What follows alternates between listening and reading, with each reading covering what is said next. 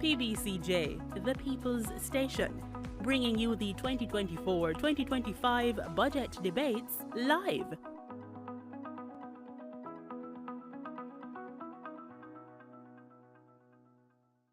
Watch the trend, pick up the trend. This are the trend for all the youths them.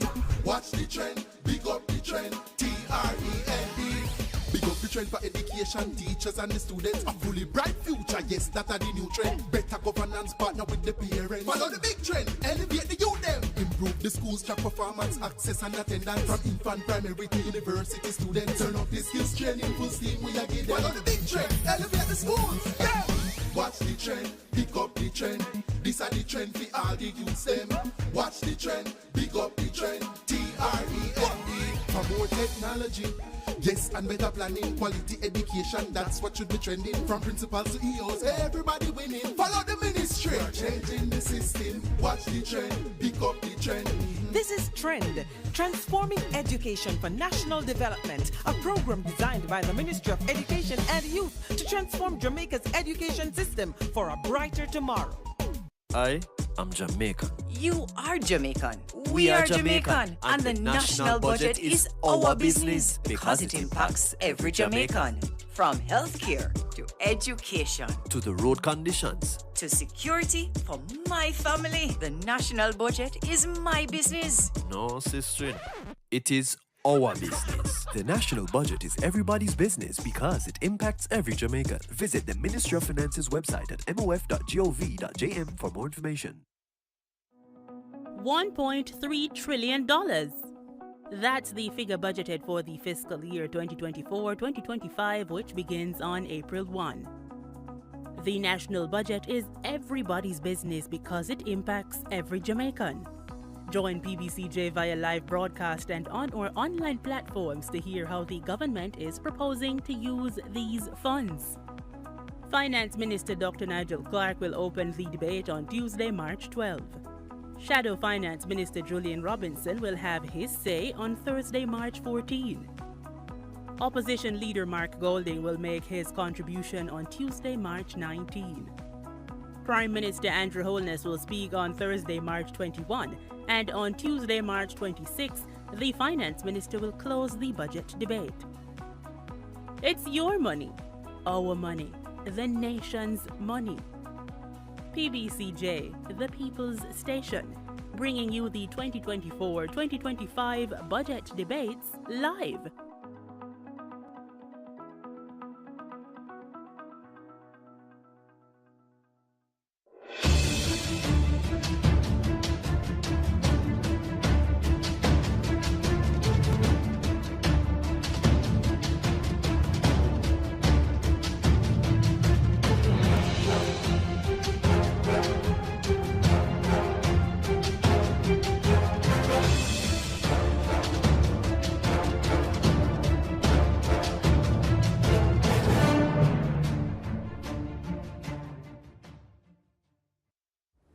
Welcome to PBCJ's coverage of the Lower House. I'm Simone Absalom Gale. The session will start with prayers followed by a roll call of those in attendance. This is usually followed by questions and answers to questions, statements by ministers, items under public business and private members' motions. But before we begin, let's try a parliamentary trivia question. The Standing Orders Committee shall have the duty of considering from time to time and reporting on all matters relating to these standing orders as may be referred to it by the House. Is this true or false? Get the answer at the end of this introduction. In this session's agenda, Minister of Finance and the Public Service, Dr. Nigel Clarke, will be closing the 2024-2025 budget debate. The government has tabled a $1.3 trillion expenditure for the upcoming fiscal year. No new taxes were introduced. While opening the debate on March 12, Dr. Clarke announced income tax breaks and measures aimed at protecting, preserving, and strengthening the country's macroeconomic stability. These included an increase in the personal income tax threshold from $1.5 million to $1.7 million, which will take effect in April. There will also be a reverse tax credit of $20,000 for all Jamaicans who earn under $3 million, which is to be implemented this year. Opposition spokesperson on finance, planning and the public service, Julian Robinson, and leader of the opposition, Mark Golding, both made their contributions and critiques. Prime Minister Andrew Holness, in his contribution, made several announcements, including a 15% increase in Jamaica's minimum wage, as well as changes to the National Housing Trust's homeowners loan scheme. Remember, the annual budget indicates what will be done with the finances of the country over the course of the year. And that's what's on the agenda. It should be noted that elements of the day's agenda can be changed or moved. But before we go, here are a few things you should bear in mind if you plan to attend a session at Gordon House. No visitor shall create any act of disorder within the precincts of the House. No visitor shall be admitted to the House without first obtaining an admission card. Visitors who remain within the precincts of the House during a suspension of the session are asked to keep silent. No photography, videography, or sketching of the proceedings is allowed unless so authorized by the presiding officer. It's almost time to go to the main event, but before that, let's get the answer to the trivia question. We asked, the Standing Orders Committee shall have the duty of considering from time to time and reporting on all matters relating to the standing orders, as may be referred to it by the House. Is this true or false? It's true.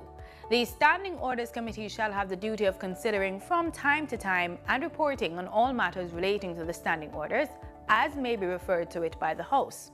You should know that the permanent written rules under which the House regulates its proceedings are known as the standing orders. Now over to the proceedings. For little people, it's a really big world. A big world to discover and explore. Watch the National Tourism Watch the National Tourism debates on PBCJ, the People's Station. I am Jamaican. You are Jamaican. We are Jamaican. And the national budget is our business because it impacts every Jamaican. From healthcare to education To the road conditions. to security for my family. The national budget is my business. No, sister. It is our business. The national budget is everybody's business because it impacts every Jamaican. Visit the Ministry of Finance's website at mof.gov.jm for more information. Tell me something. How much time you ever hear the government announce a project and wonder why they must spend millions on this and not on that? Well, if you think there's nothing you can do about how your money is spent, think again. Jamaica's budget is more than just numbers. It reveals our biggest problems and goals, our plans to fix them, and what to prioritize. We can even call it a promise book of what will be done to improve our lives. Now, let's talk about the 4 stages of the budget cycle so we can understand how it works and get involved. Stage 1. Planning and review. The Ministry of Finance sends out a budget call to every ministry, which outlines the priorities and constraints to guide how those ministries prepare their budget.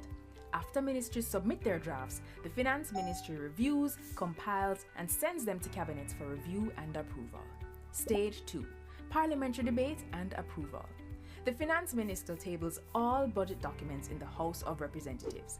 The Standing Finance Committee, which is all 63 MPs, sits to examine the budget documents, and each minister presents their budget and answers concerns the committee has. The committee's report is then tabled in the House, followed by the estimated expenditure, which is tabled as legislation called the Appropriations Bill. That's right, the budget of Jamaica is law. The budget debate formally opens. We have presentations from the Minister of Finance, the Prime Minister, Opposition Leader, and the Shadow Finance Minister. After their presentations, our MPs vote for or against approval. Like all legislation, it goes to the Senate for their approval and then to the Governor General for his royal assent. No later than March 31st, end of the financial year. Stage 3. Implementation. The new financial year begins and approved budgets are sent to ministries. Collecting taxes, borrowing loans, and receiving grants begin. And so does the spending.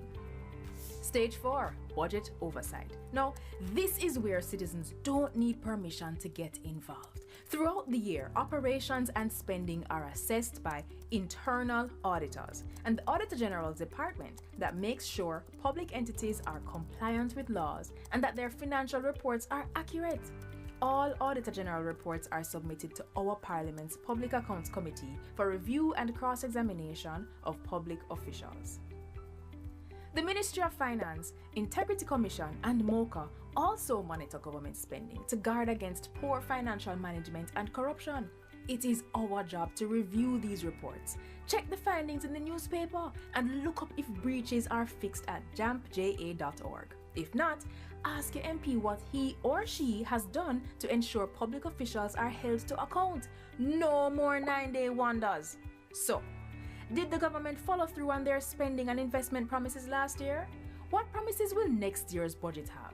How will they affect you, and how can you ensure that you get what is promised? For access to the national budget, check out JAMP's easy digital version and contact info for your MP at jampja.org. Then link your MP and see what progress is being made throughout the entire budget cycle. Support JAMP. Let's do our job to make Jamaica land we love, Jamaica land we own, and Jamaica land we run well. A message from the Jamaica Accountability Meter Portal, funded by the European Union in partnership with the Private Sector Organization of Jamaica.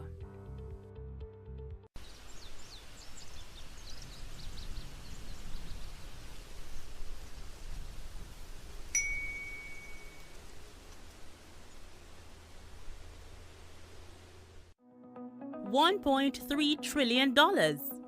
That's the figure budgeted for the fiscal year 2024-2025, which begins on April 1. The national budget is everybody's business because it impacts every Jamaican. Join PBCJ via live broadcast and on our online platforms to hear how the government is proposing to use these funds.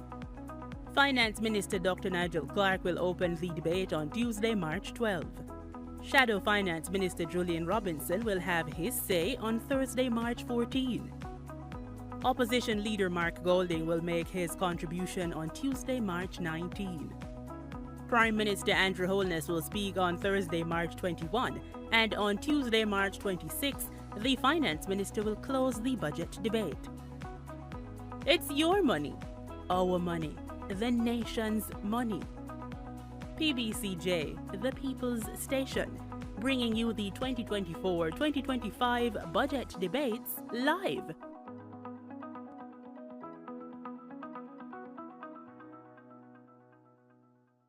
I am Jamaican. You are Jamaican. We are Jamaican. And the national budget is our business because it impacts every Jamaican. From healthcare to education To the road conditions. to security for my family. The national budget is my business. No, sister. It is our business. The national budget is everybody's business because it impacts every Jamaican. Visit the Ministry of Finance's website at mof.gov.jm for more information. What if I told you that you own thousands of acres of land, more than 100 companies with over 100,000 employees and billions in the bank? Well, I have news for you. You do. Jamaica belongs to you, and you need expert protection to safeguard those assets for your future, your children, and your children's children. And you already have it. A key protector is our Auditor General, whose role is outlined by the biggest, baddest law in all the land, the Constitution. The Auditor General's main job is to examine the financial reports of all public entities to ensure that they are accurate and that public funds are used appropriately and effectively to deliver public goods and services without waste, theft, and mismanagement. Here's how it's done. A team of highly trained auditors reviews and verifies that the right amount of money is spent on only what's approved in the national budget and in accordance with the laws and policies that protect public resources. Now, the right amount of money can be spent on the right things and Jamaicans still no benefit. So the Auditor General assesses the outcome for programs and projects as well. Audit reports will also contain recommendations to improve the operations of the audited entity, and the findings are submitted to the Parliament's Public Accounts Committee, the PAC. Every year, an annual report is submitted by December 31. Both government and opposition MPs serve on the PAC, and they summon public entity managers to answer questions so that they and the public, the real owners, yes, you, can understand what went wrong and how to prevent a recurrence. What are some things that can and do go wrong? Cost and time overruns, missing financial reports, unreported losses, unauthorized spending, unsupported payments, unlawful contracting, undisclosed conflict of interest, and more. Though the AG identifies the abuse of laws and policies, the law does not empower that office to penalize or sanction, but it does empower the Financial Secretary in the Ministry of Finance. It is also the duty of other anti-corruption and law enforcement bodies to grab the button and investigate to ensure penalties are applied when appropriate. But the AG alone can't watch all. So when things don't look straight, the Minister of Finance, members of Parliament, Cabinet, public servants, and importantly, you must blow the whistle and the AG will look deeper. So this is where you come in, with 4 things you can do to strengthen those who are fighting to protect our future. Tune into PBCJ on Tuesdays for the PAC and mind your business, Jamaica. It's our belongings, but we have to move like we understand that. And next time you hear a news report about the AG, you just left it up to the media. Visit the AG's website at www.auditorgeneral.gov.jm and check out the findings yourself. Then, keep track of how government has fixed the issue or not at www.jampja.org's accountometer. And if you're not happy with what you see, it's your job to contact your employees. It's easy when you visit the MP tracker on jampja.org. This is how we can do our part to make Jamaica land we own, Jamaica land we love, and Jamaica land we run well. A message from the Jamaica Accountability Meter portal, funded by the European Union and UK Aid.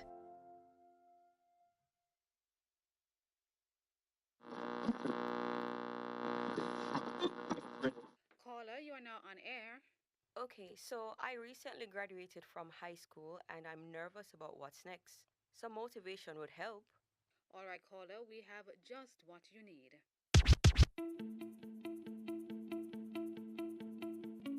What you are getting today is a passport to the world. And you are going to decide how high your plane will fly.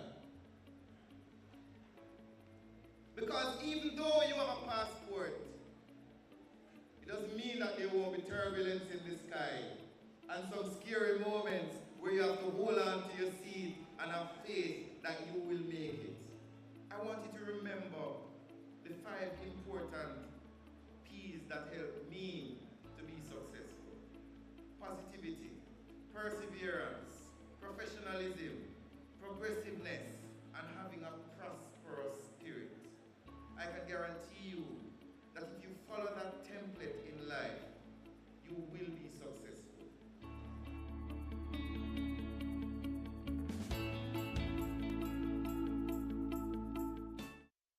The following is brought to you by the Office of the Prime Minister. Your government is empowering you through education, training, and development. That is why we have removed all fees for every Jamaican accessing training through the Heart NSTA Trust. So, whatever you desire training in, food and hospitality, beauty and cosmetology, housekeeping and hotel management, welding, carpentry, masonry, or any of the dozens of programs Heart offers, you can enroll completely free and change your life. We are building Jamaica. The proceeding was brought to you by the Office of the Prime Minister. I'm out of school now, and me a look a job. I'ma just go on an interview, and them tell me say, me not have enough experience. But I'ma forget experience if me not get no job. No worry yourself, bro. I have some info for you. There is a $2 billion program that will help high school graduates gain job experience. 2,500 5th and 6th form graduates will benefit from the LIFT program over 5 years. This program is also about investment. And so our young people will be getting $85,000 monthly. That is a part of poverty alleviation. This $70,000 in hand and $15,000 will be placed in their bank accounts that they will not be able to access until they complete the program.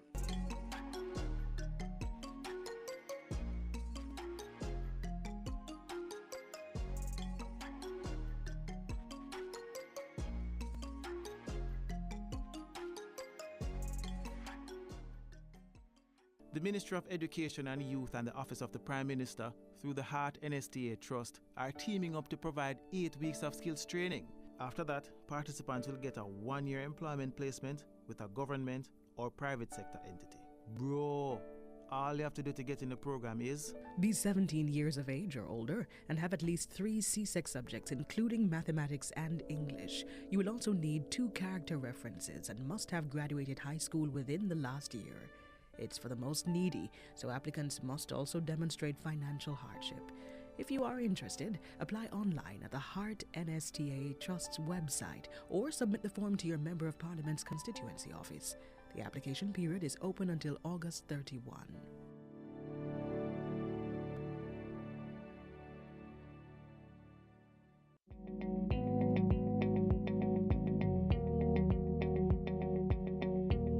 Last year, we saw over 13,000 victims. However, I am conscious and I'm aware that there are many more. There are children, there are victims in our community that are struggling with the reality of crime and trauma. Some of them individually and directly, and some of them indirectly in the community which they live. I would like to challenge you who are listening, watching this program, to make an effort to call the VSD, the Victim Services Division in the Ministry of Justice. Encourage these children to get help.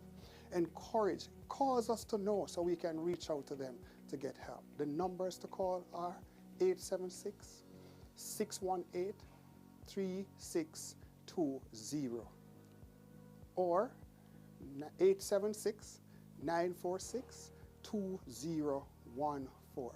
Healing and justice for all victims of crime is not just our concern, but it should be the concern of all of us.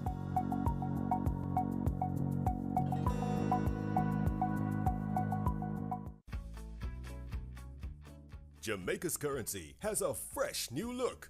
Introducing the new $50 note.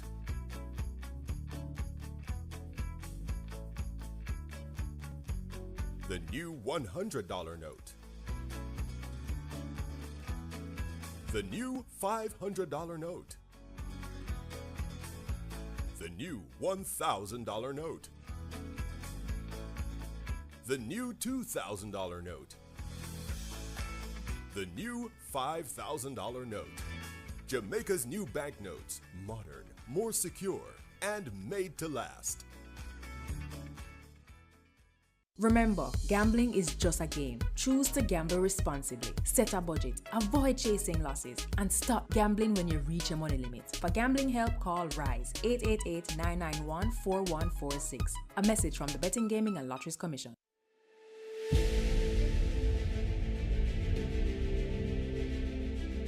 Are you an entrepreneur producing an excellent Jamaican product or service? Did you know you can earn hard currency and more significant returns by exporting? Contact the Ministry of Industry, Investment and Commerce to help propel your business along the export lane. Everything you can produce, the Jamaicans overseas want it. We're not going to get rich by just bringing down the debt. We're going to get rich by exporting a lot more. So grow exports, create job opportunities, drive economic growth through exports to make Jamaica a richer and much more prosperous country.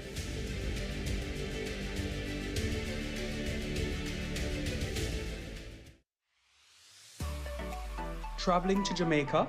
Submit your customs and immigration declaration online for faster processing. Visit the enterjamaica.com portal, complete and submit your declaration prior to departure. Upon arrival, proceed to the immigration kiosk and swipe your passport to confirm your trip details and declaration. Once done, proceed to the customs hall to retrieve your luggage and final clearance. The online C5, making air travel easier. You may contact us or the Passport Immigration and Citizenship Agency for more information.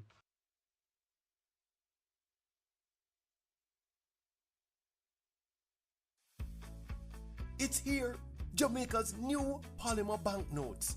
Polymer banknotes are produced from a thin, transparent and flexible plastic film. Why the transition from paper to polymer? Polymer banknotes stay cleaner, they're more difficult to counterfeit, and they last longer. Plus, special features on the notes, like those developed for the visually impaired, last for the entire lifespan of the notes. The introduction of polymer banknotes will increase the average circulation life of notes by at least 50%. As a result, orders for banknotes will be reduced, and Bank of Jamaica will realize savings. Look out for your new polymer banknotes. Dengue is ordinarily a mild disease. Persons may get a fever, headache, joint and muscle pains. The illness is often resolved through rest and adequate hydration along with paracetamol to treat the accompanying fever. However, on occasions the illness can progress to severe dengue, which can result in organ failure, bleeding and severe fluid depletion that can lead to shock and even death. Therefore, it is important for persons who are experiencing fever, vomiting, severe abdominal pain, bleeding under the skin, feeling very weak, or getting confused to seek immediate attention. Let us work together to protect ourselves against dengue. Money!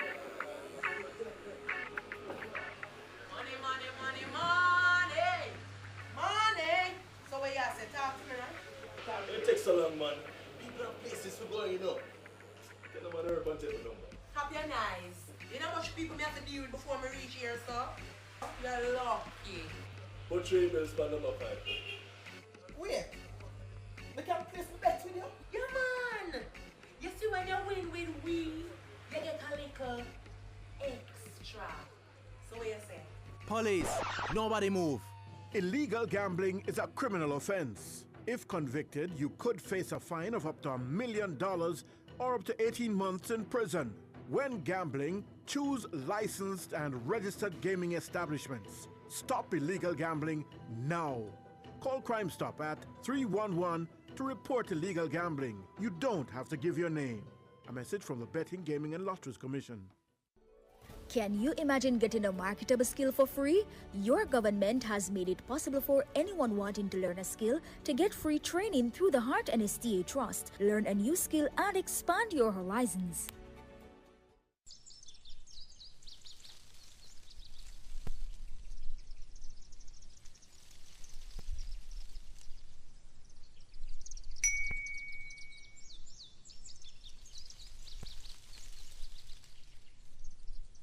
Today, we are read from Luke 23, 32 to 43. Then carry 2 criminals fi go kill them same time with Jesus. When them catch at the place we name the skull, them nail up Jesus and the criminal them pon the cross them. One pon the right hand side of Jesus and the other one pon him left. Jesus say, Father God, pardon them. Them no know what them a do. Then them throw dice fi share up Jesus' clothes. The people them were turn up one side a watch, and the ruler them did a scan Jesus. Them say, him save other people, make him save himself, if him a really Christ. The soldier them come and take Jesus turn preke and give him sour wine. And I say, if you are the king for the Jew them, save yourself. One sign did even over Jesus' head where say, this are the Jew them king. One of the criminal them where did hang upside of Jesus start cuss him say, you are not the Christ. Save yourself and save we too. But the other criminal set him straight and say, "You not afraid of God? Like how you are dead like him." Them a punish the two of we for what we do. So we a get what we deserve. But that man ya not do nothing wrong. Then him say, "Jesus, remember me when you come in your kingdom." Jesus said to him, say, "Me I tell you the truth. Today, you go there which part me there in a paradise." Luke 23, 32 to 43.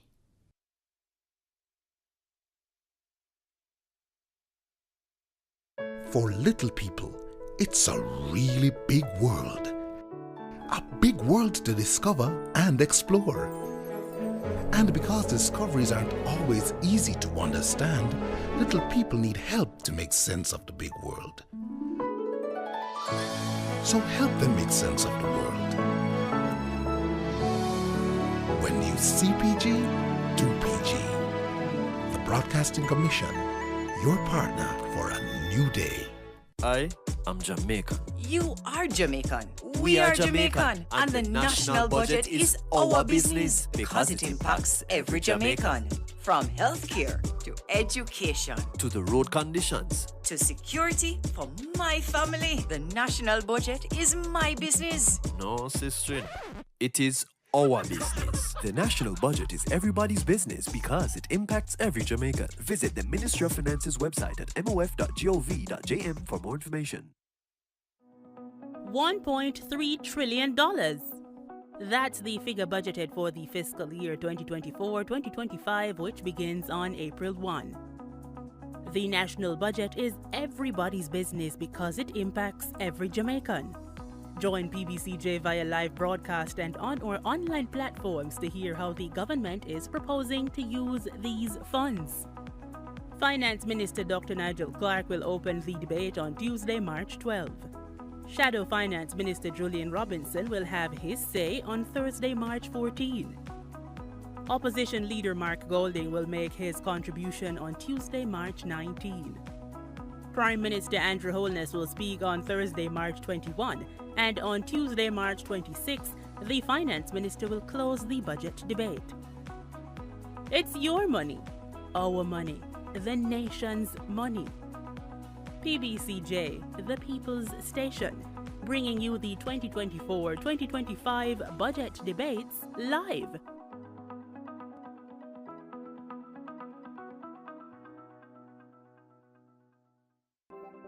Jamaica, I can help you protect our citizens.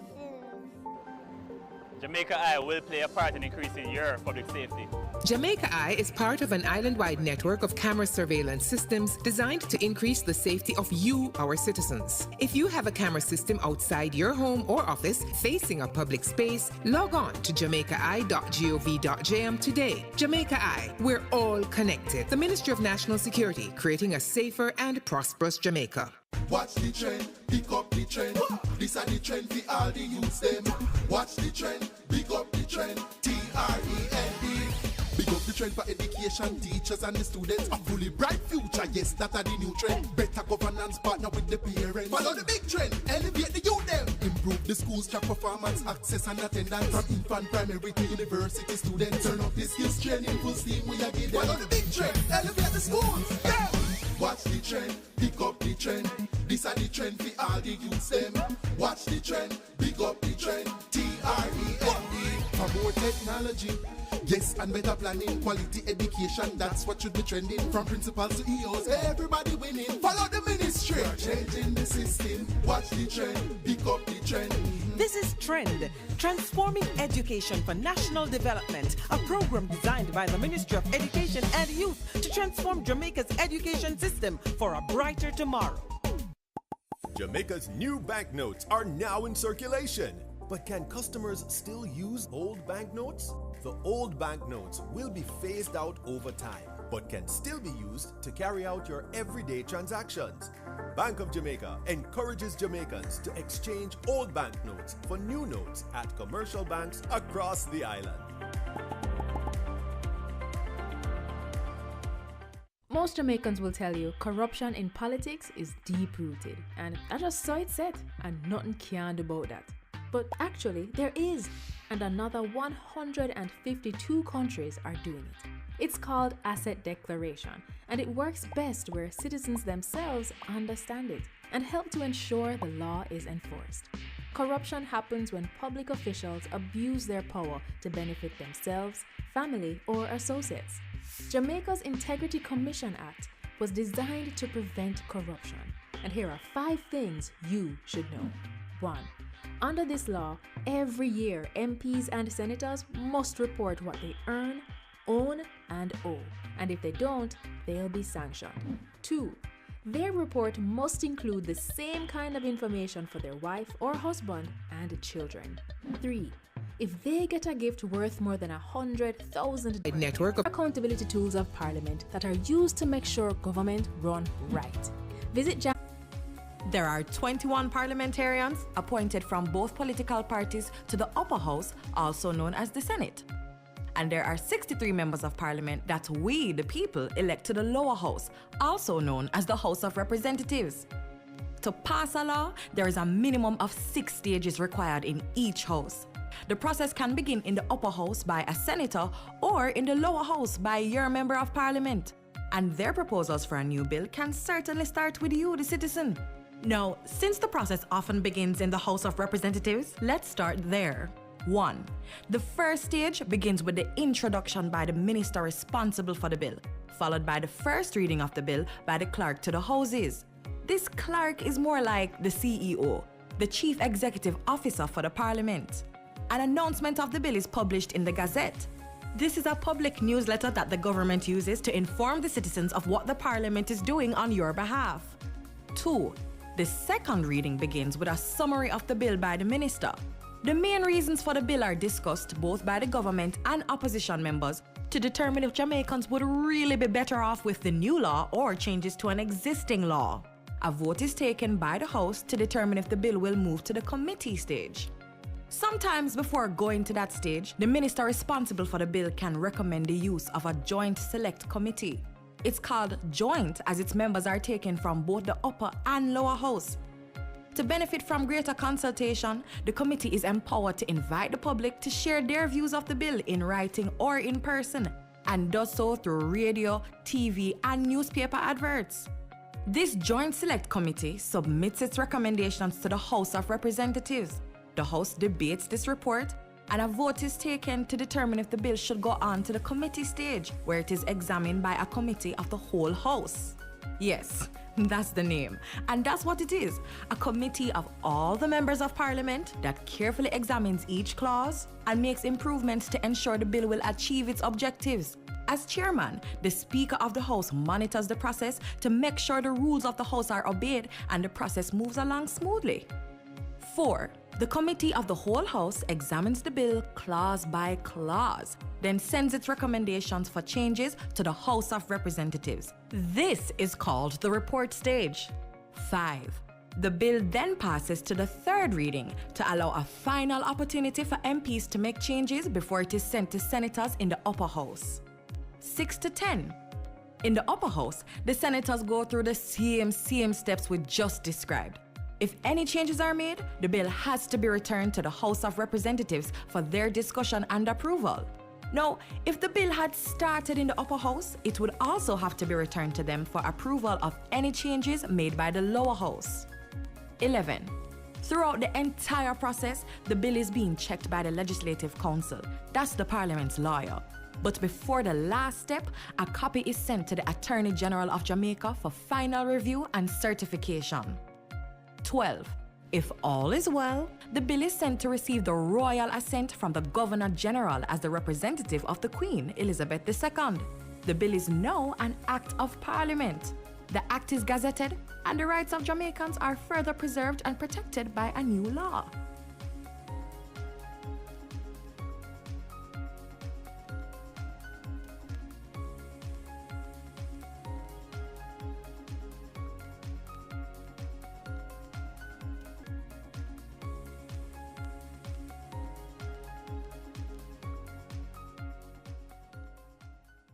I I'm Jamaican. You are Jamaican. We are Jamaican, And the national budget is our business because it impacts every Jamaican. From healthcare to education To the road conditions. to security for my family. The national budget is my business. No, sister.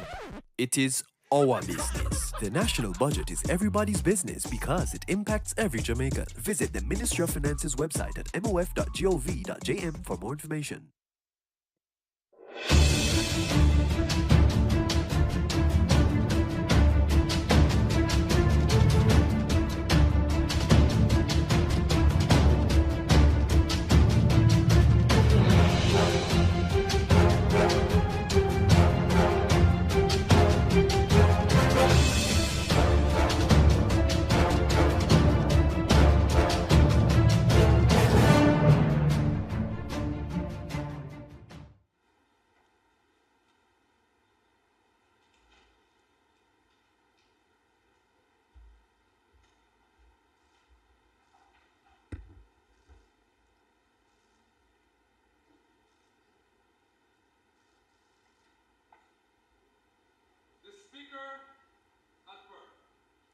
Almighty God, by whom alone kings reign and princes decree justice, and from whom alone cometh all counsel, wisdom, and understanding, we thine unworthy servants here gathered together in thy name, do most humbly beseech thee to send down thy heavenly wisdom from above, to direct and guide us in all our consultations. And grant that, we having thy fair always before our eyes, and laying aside all private interests, prejudices, and partial affections, the results of all our counsels may be to the glory of thy blessed name, the maintenance of true religion and justice, the safety, honor, and happiness of the king, the public weal, peace and tranquility of the island, and the uniting and knitting together of the hearts of all persons and estates within the same, and true Christian love and charity, one towards another, through Jesus Christ our Lord. Amen.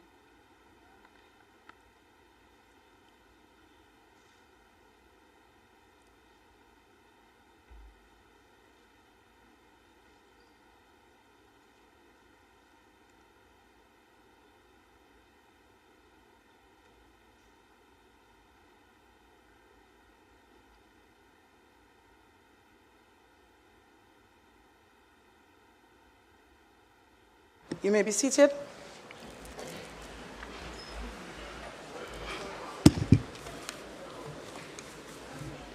Good afternoon, everyone. This honorable house now resume its sitting. It's indeed a great pleasure to welcome everyone to the Honorable House of Representatives today, Tuesday, March 26, 2024, for the conclusion of the budget debate. Let me make special welcome those who are seated in the gallery and those who have joined us online. Call of the roll.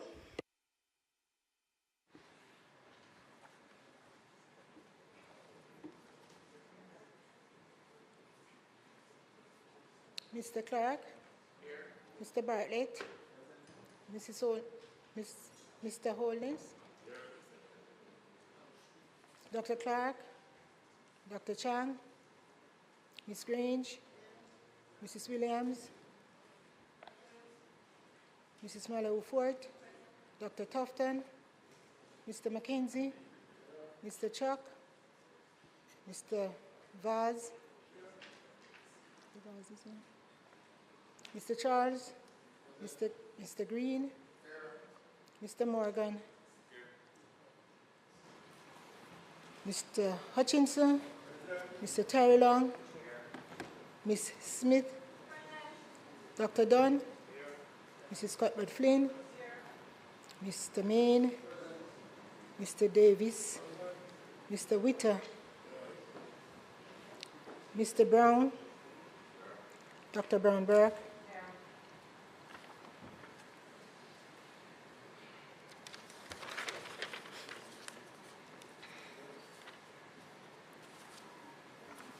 Mr. Dr. Charles, here. Mr. Chin, Mr. Cousins, Mr. Cousins,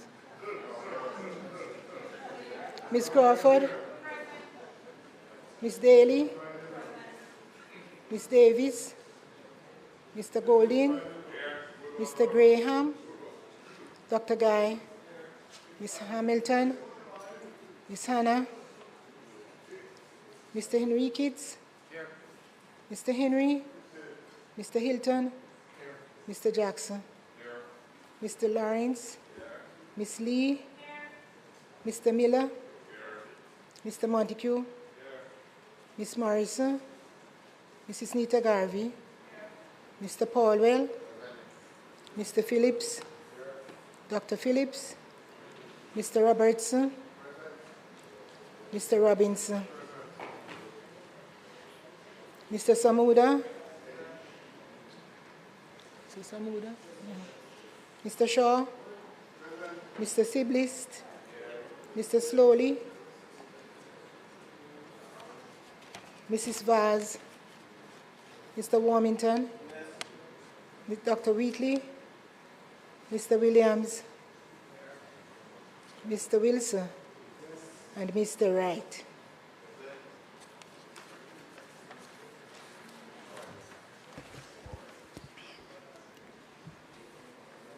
House Leader. Madam Speaker, the business of the House today is as stated by the agenda. And Madam Speaker, I would implore you to follow the order as stated. There will, of course, be no statement by ministers, and the sole item for the day will be the closing of the appropriations bill, and the debate will be taken, in fact, by the Minister of Finance and the Public Service, the Honorable Dr. Nigel Clarke. May it please you, Madam Speaker. Thank you, House Leader. Let me say, in addition to the members gathered here in the gallery, I've been informed by the Marshal that the Honorable Minister has his entire family here to support him today. Let me welcome you to the House.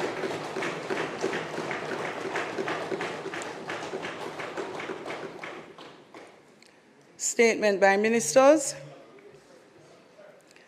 Announcements. Ms. Clarke.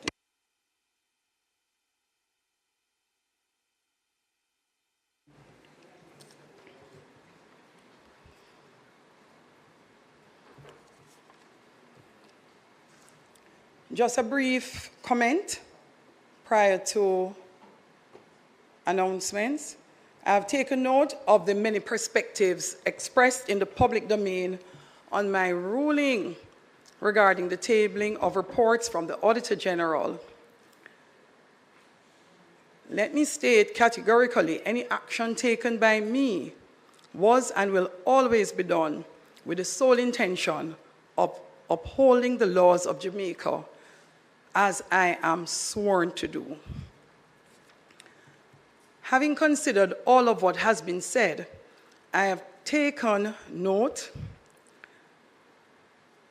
of the varying different legal perspective, and I continue to hold the view that in law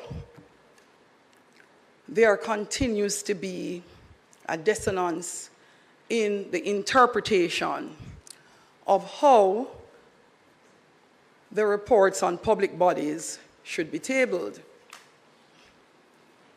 I have taken a further decision to today table the reports which are in question, and additionally seek to further resolve the issues as it relates to the appropriate mechanism to table said reports, and will include, in addition to continued consultation having a meeting, a discussion with the Auditor General, hopefully later this week. Clarke?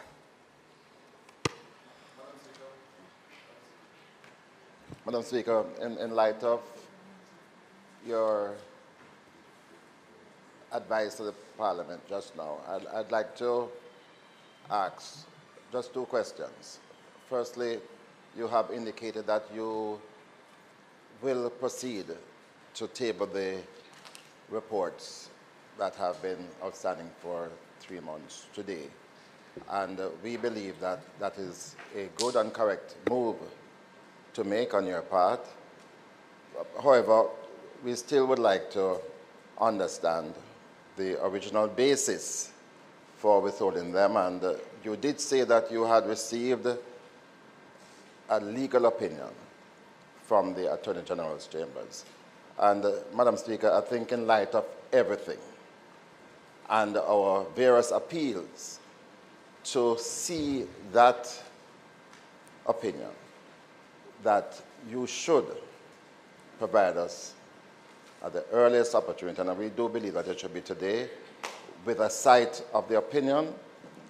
And you did say that you would be having consultation with the Auditor General. We would like to be involved in that consultation as well. And finally, Madam Speaker, I thought you would have gone further today, because yesterday was a significant day in our Parliament when a letter which was sent to the Clarke became known to us. And it has caused us on this side tremendous distress, especially as we anticipate that the Clarke, well, we know that the Clarke is about to demit office, having served this Parliament for so long. And the tone of it, Madam Speaker, I don't think we as a Parliament could proceed today without having a discussion on this point. And for you, Madam Speaker, to indicate really what motivated that action yesterday in upgrading the Clarke, in disciplining the Clarke in the way that it was done in the public. Point of order, Madam Speaker. Madam Speaker, I do think that it's always fair comment to make a point at any statement made by the Speaker, by any member in the House.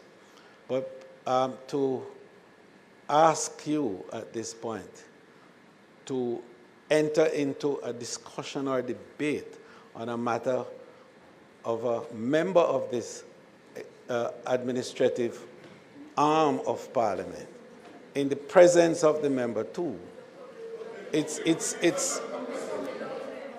Madam Speaker, what is very clear is that there's a sensitivity too that we shouldn't ignore in this House. And the fact is that the Speaker and the Clerk are currently in discussion on the matter. And I would urge that we respect that, and that indeed an appropriate statement will be made at the end of those discussions. So and in fairness, both of us have had that discussion, and it disappoints me.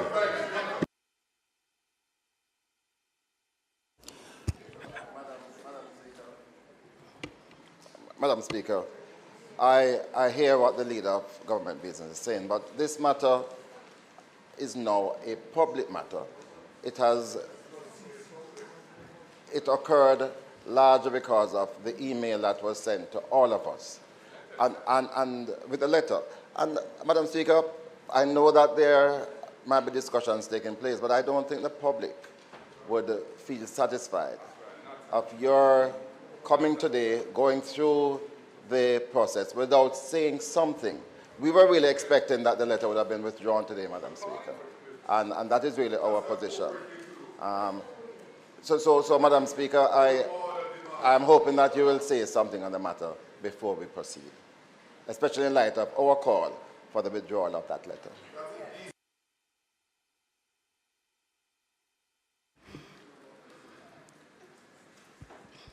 Thank you, members.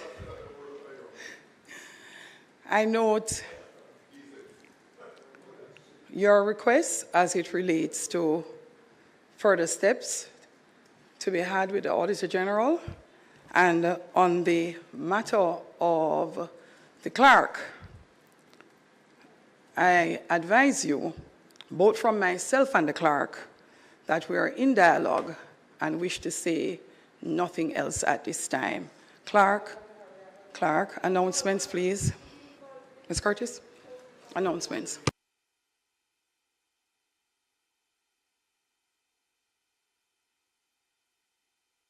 Madam Speaker, yes.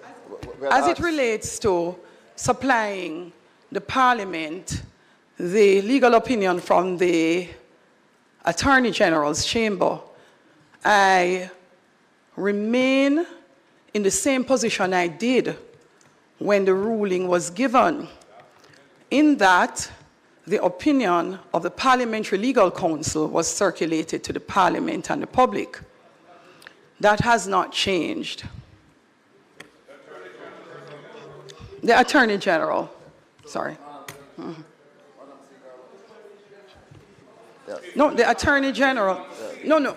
We want to repeat our claim. You can repeat, and I'm saying the Speaker's ruling, member, with absolute respect, is final in this regard. There is nothing to hide, but it is the Speaker's discretion.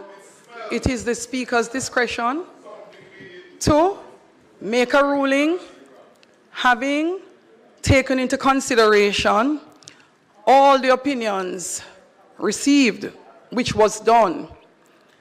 I remain of the view that the reports are not properly being tabled. However, with reports that have been too back and forth from the Parliament to the Auditor General and back again, in the interest of ensuring that what is our ultimate aim, one of having the probe of our Auditor General and the findings of those reports available to the public, the continued issues as to the proper procedure in which to table these reports, I believe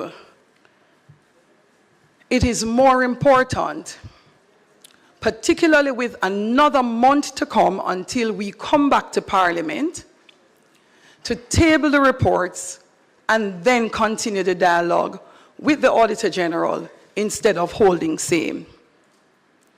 And that is my decision. Announcements.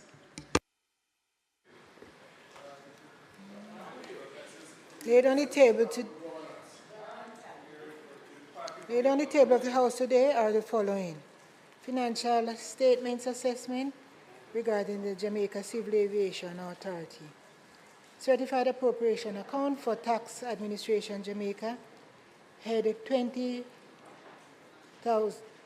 2056 for the financial year 2020-2021. Auditor General's Department Special Audit Report for the Financial Services Commission and the Human Resources and Procurement Procedures. Auditor General's Department Financial Statement Assessment of Public Bodies Jamaica Civil Aviation Authority, and the Auditor General's Department Special Audit Report for Tax Administration Jamaica, leasing arrangements. Thank you. Bills brought from the Senate, petitions, papers, reports from committees, notices of motions given orally, questions and answers to questions, motions that may be made at the commencement of public business requiring notice, motions relating to the sitting of the House, motion for leave to introduce bills, presentation of bills without leave of the House first obtained, And please permit me, House Leader, before public business, to welcome Mr. K.D. Knight, who is here in the House, former Senator and Member of Parliament today.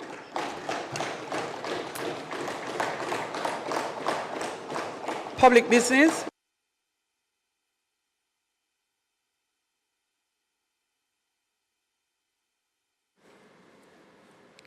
Madam Speaker, the continuation of the budget debate on the appropriations bill will now be entertained, and our Speaker is, of course, the Minister of Finance and the Public Service, Dr. the Honourable Nigel Clarke, and Member of Parliament for St. Andrew Northwestern. May it please you, Madam Speaker.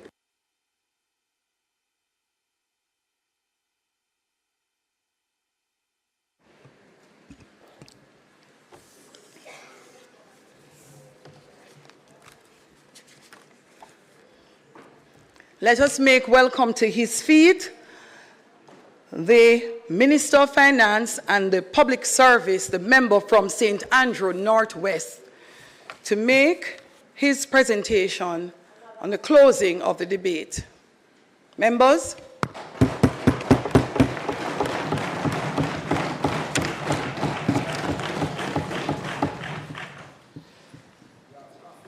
Madam Speaker, I rise this afternoon to close the budget debate on the appropriation bill for the upcoming 2024-25 fiscal year.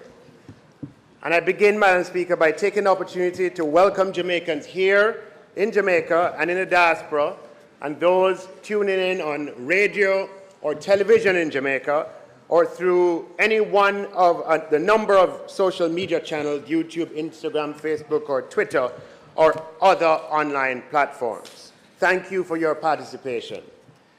Madam Speaker, the debate has been vibrant, passionate, and colorful.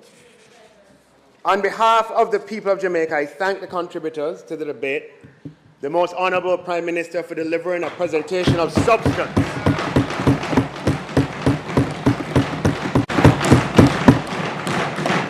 That demonstrates the achievement of this government, and a presentation that delivered hope. Born in a Spanish Town boardhouse, studying hard at school, take out your student loan, and working for an NGO before rising to become Prime Minister, you are an inspiration to millions of Jamaicans. You keep moving the ball forward for the Jamaican people, Most Honourable Prime Minister. I thank the Leader of the Opposition for his presentation.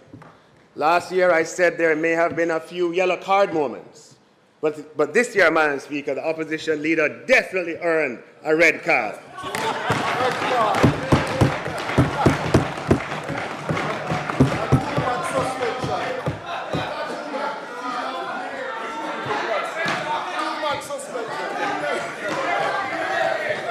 Red card, red card.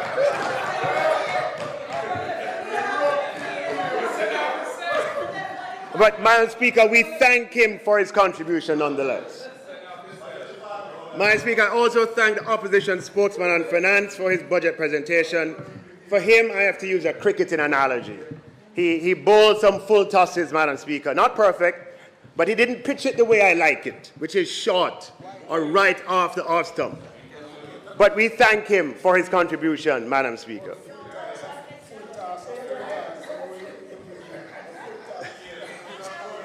Thanks to the Speaker, who has been doing an excellent job in maintaining the order of these proceedings. They don't know how much Jamaica loves you, Madam Speaker. Thanks to the parliamentary staff, to the Deputy Clerk, to the Clerk, marshals, stenographers, and all who work at the Houses of Parliament for your dedication and professionalism.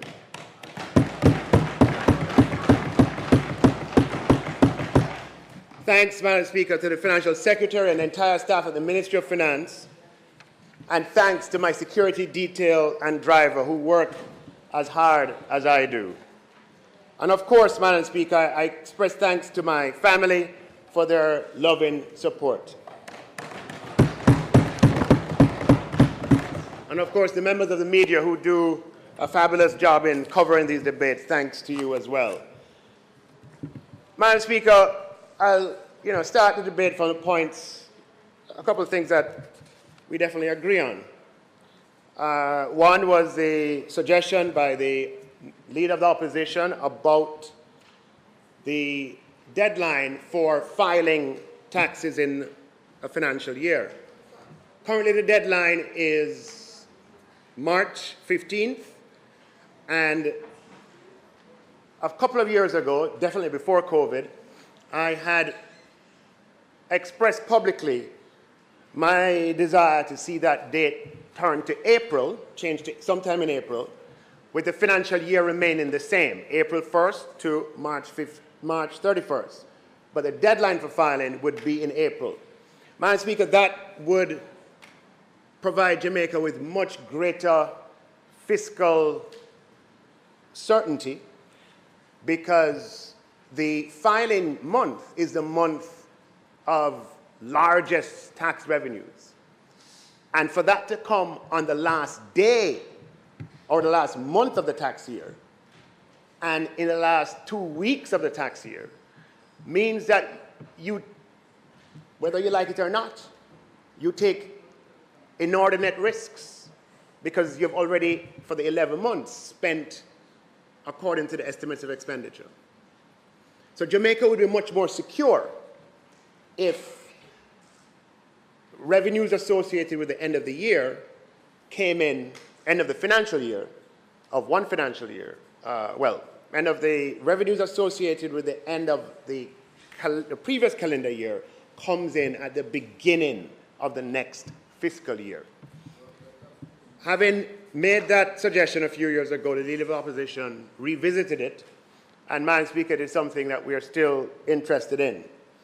The challenge with it is that in the first year that you make that move, it would have a significant impact on your revenues and you would run quite a deficit because you would take the month with the largest revenue inflows and move it into the next financial year.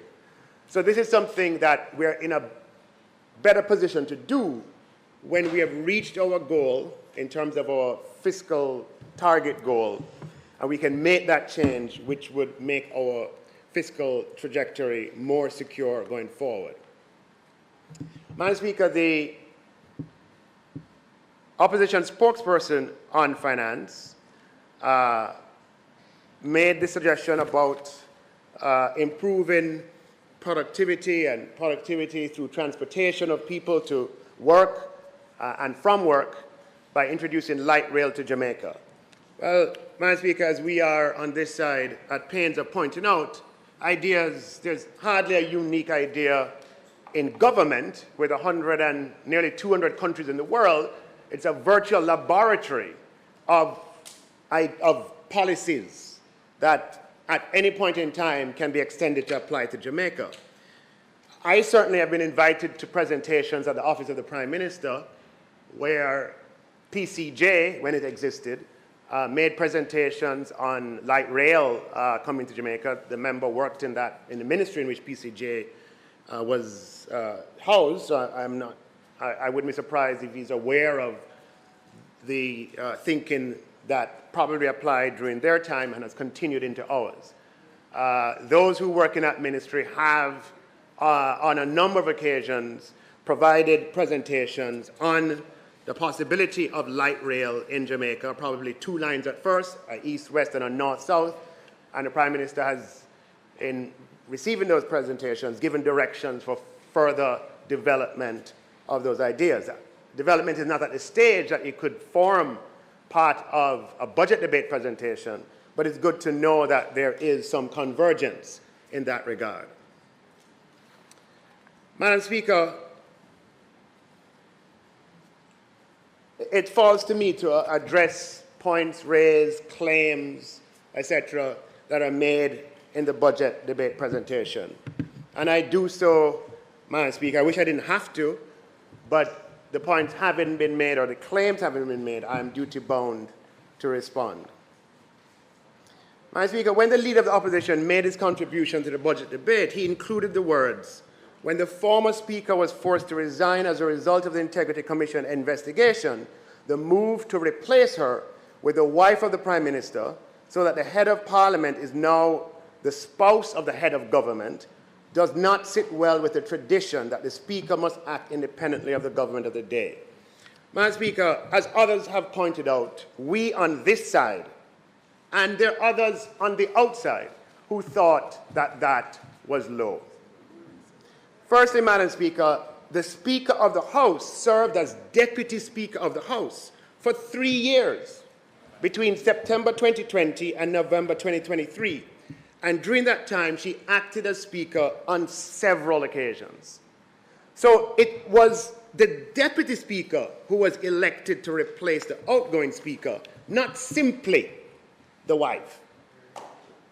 The fact that in the statement or the speech you refer to her as the wife, not recognizing her 3-year tenure as Deputy Speaker and therefore the natural successor, is, in my view, disrespectful to the highest degree.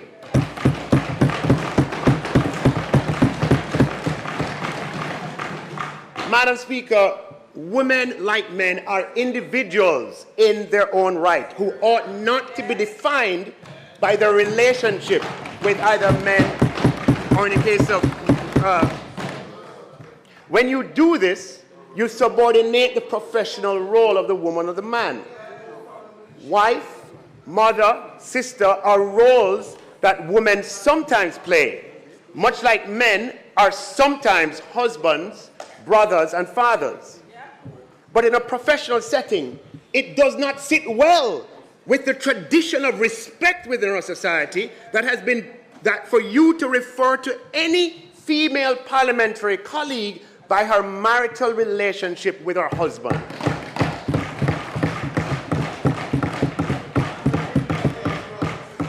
By all means, talk about the Speaker's decisions, criticize them if you must, but leave the wife alone.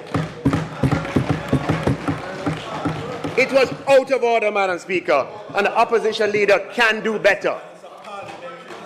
It reminds me of when the member from East Portland campaigned in her own right was derogatorily referred to as the wife of Mr. Vaz. And she won't be anything but the wife of Minister Vaz. There's a trend. Of course she's the wife of Minister Vaz. But in the context of the campaign, she was the Jamaica Labour Party candidate for the seat.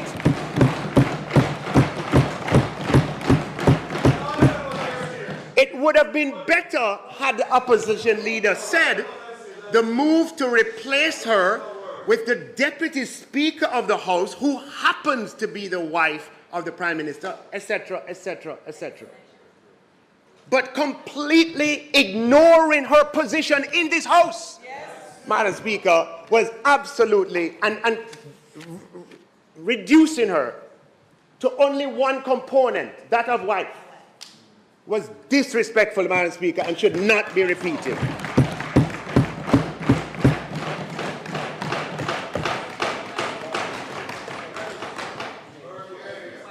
Madam Speaker, the Deputy Speaker acted, as I said, many times as Speaker for 3 years. And never once, to the best of my knowledge, did any member rise to his or her feet to provide any objection on the account of a marital relationship with the Prime Minister.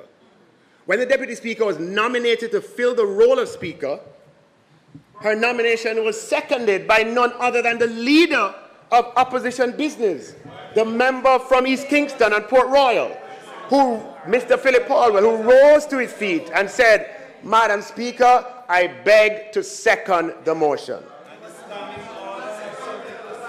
The Speaker was then unanimously elected by both sides of the House with cheers and applause. Madam Speaker, the former leader of the opposition, the member from St. Andrew East Central.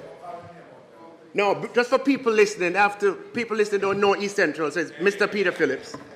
a few sittings later, without invitation or solicitation, rose to his feet on his own accord and addressed the Speaker directly, looking at her and saying, "A major impulse that brought me here today was to see you in your elevated position."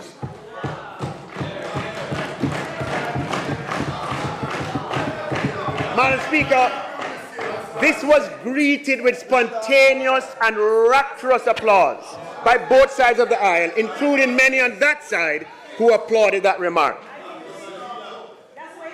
Madam Speaker, the opposition welcomed the promotion of the Deputy Speaker to Speaker and expressed no issues of principle.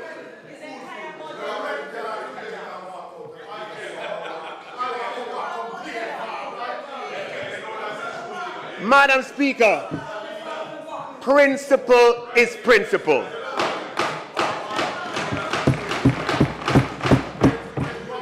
Principle is not something that changes with the wind. Principle is not something that changes when circumstances get tough. Principles are principles, Madam Speaker. Principle is not something that changes because you disagree. Principle is not something that changes because of political opportunity. Principle is principle. And given that the leader of the government opposition business, his full-throttled endorsement of the Deputy Speaker's elevation, the opposition's leader's statement last week, Madam Speaker, publicly undermines and emasculates the member and sends an unmistakable message that we cannot trust what any of them over there says. Because at any time, the opposition leader is likely, at any day, any time, any place, to just flip-flop, to contradict, and to undermine.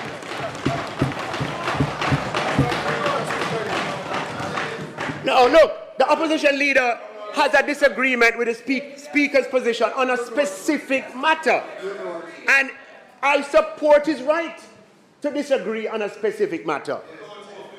But rather than address that matter specifically, he raises an objection in principle to her appointment, despite the opposition having supported that principle in the past. That, Madam Speaker, is what you call unprincipled. It is flip-flop, and it is not leadership that you can trust. And we find it over and over again, Madam Speaker. Even in the same speech, the presentation includes unprincipled positions. Madam Speaker,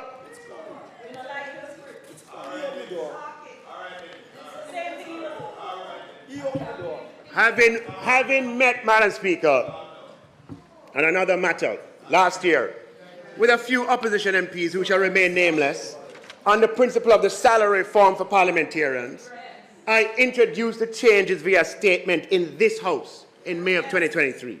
The member from St. Andrew South Eastern, who is the opposition spokesman of finance, his name is Mr. Julian Robinson. He rose to his feet and he said, in the full view of cameras, publicly, the opposition takes no issue with what the minister has announced.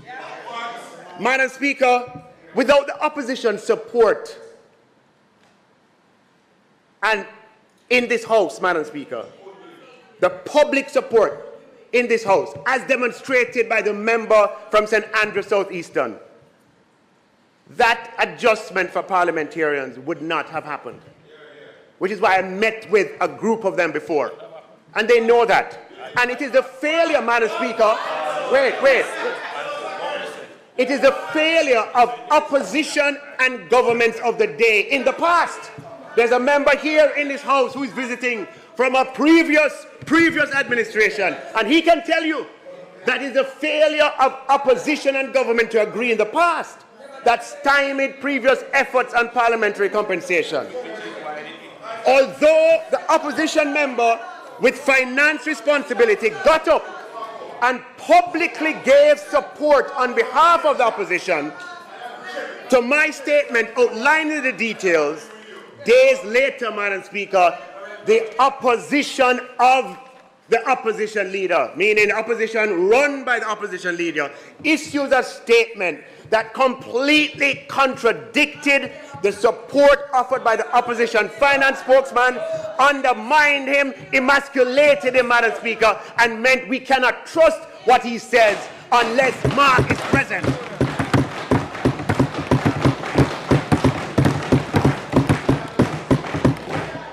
Seemingly for political gain. He emasculates his own colleague who he appointed. That is unprincipled, Madam Speaker. That is flip-flop, and that is not leadership that you can trust.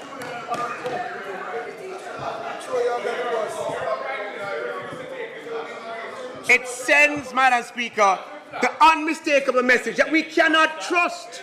We cannot trust what they say.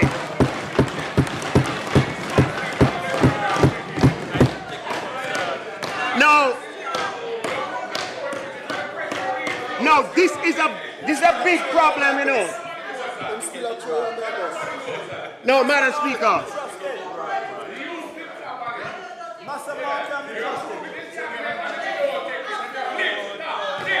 So, Madam Speaker,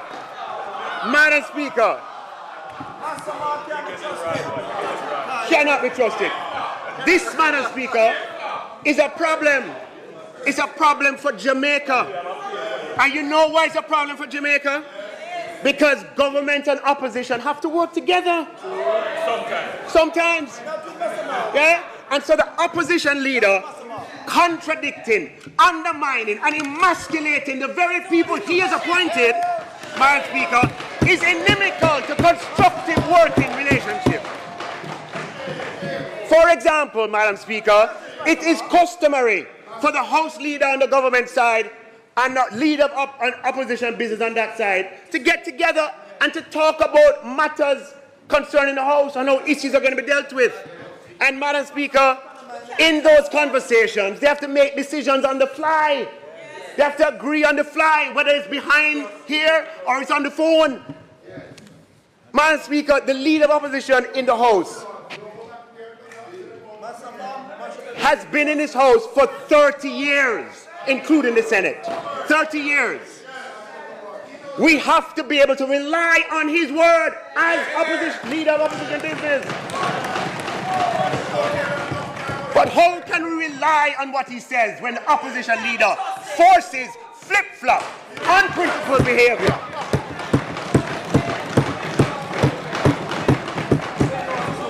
And he emasculates and undermines his own colleagues, Madam Speaker.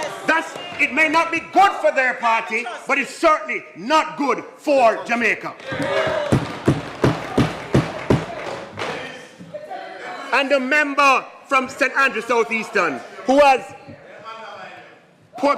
responsibility to shadow. He's an opposition spokesman on finance.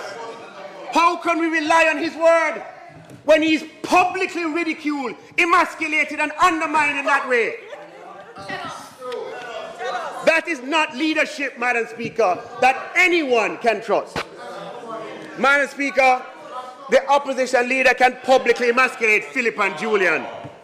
They may not have people to speak up for them, but let me tell you this: don't touch Juliet.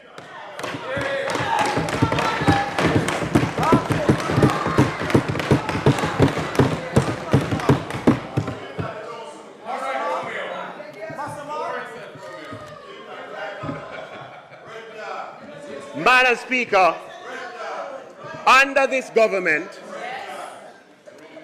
even after the worst economic crisis in our history, Jamaica's macroeconomic fundamentals are the strongest they've been for 50 years. And we are leveraging that economic stability in the people's interest. We are entrenching fiscal responsibility by strengthening fiscal rules and birthing a new institution, the Fiscal Commission, to increase the incentives for fiscal sustainability and magnify the disincentives for pursuing a path of fiscal recklessness. We Jamaicans have paid a heavy price for the absence of fiscal responsibility, Madam Speaker.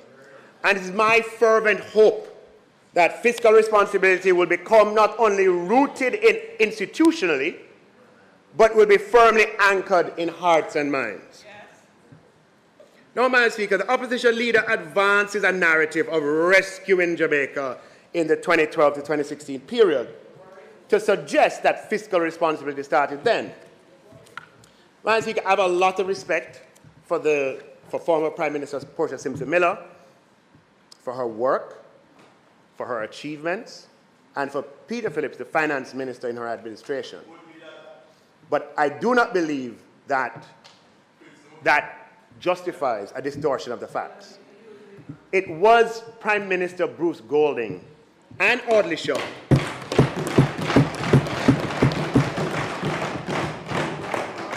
who had the audacity and the courage to point out that the economic policies of the 1989 to 2007 administration were unsustainable and reckless. Madam Speaker, for periods during that 18-year stretch, just two expenditure items, interest and salaries, exceeded tax revenues. Just imagine that. No garbage truck, no bus, no chalk, no asphalt, no police car, no uniform, nothing for the persons on path, nothing for pensions, just interest and wages alone exceeded tax revenues. That administration, Madam Speaker, put up the chart with the deficits, ran large deficits for 11 consecutive years between 1996-97 and 2006-07. The charts showing the deficits will soon come up. Very large deficits. Madam Speaker, if you look at the deficits here, these are the deficits between 1996-97 and 2006-07. Deficits 5-6% year after year after year. These deficits became unsustainable, and it should not be surprising that it was during this period that represented one of the fastest rises in Jamaica's debt, a 5-fold increase in our debt, or 500%, Madam Speaker, in this 11-year period. From 184 billion, Madam Speaker, in March 1996 to $923 billion in March 2007. The 1989 to 2007 administration. And if you start earlier, there was a 9-fold increase, 950% increase in Jamaica's debt from March of 1992 to March of 2007. 950%, Madam Speaker.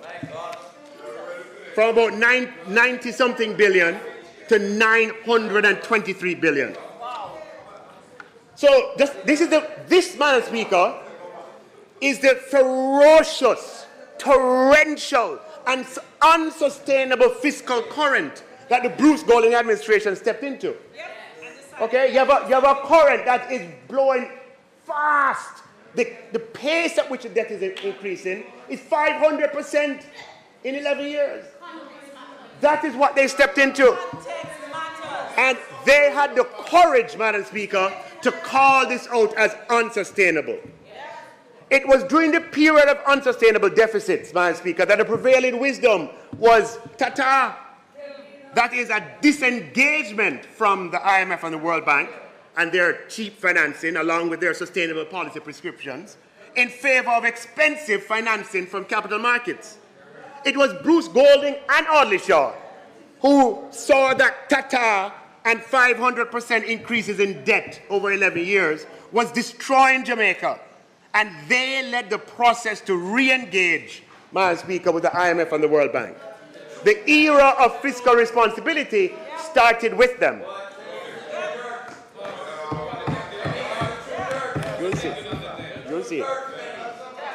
Madam Speaker, it was in the Golding administration that the government, which lost $1 billion in Air Jamaica, was sold, releasing the Jamaican people from this major source of debt escalation.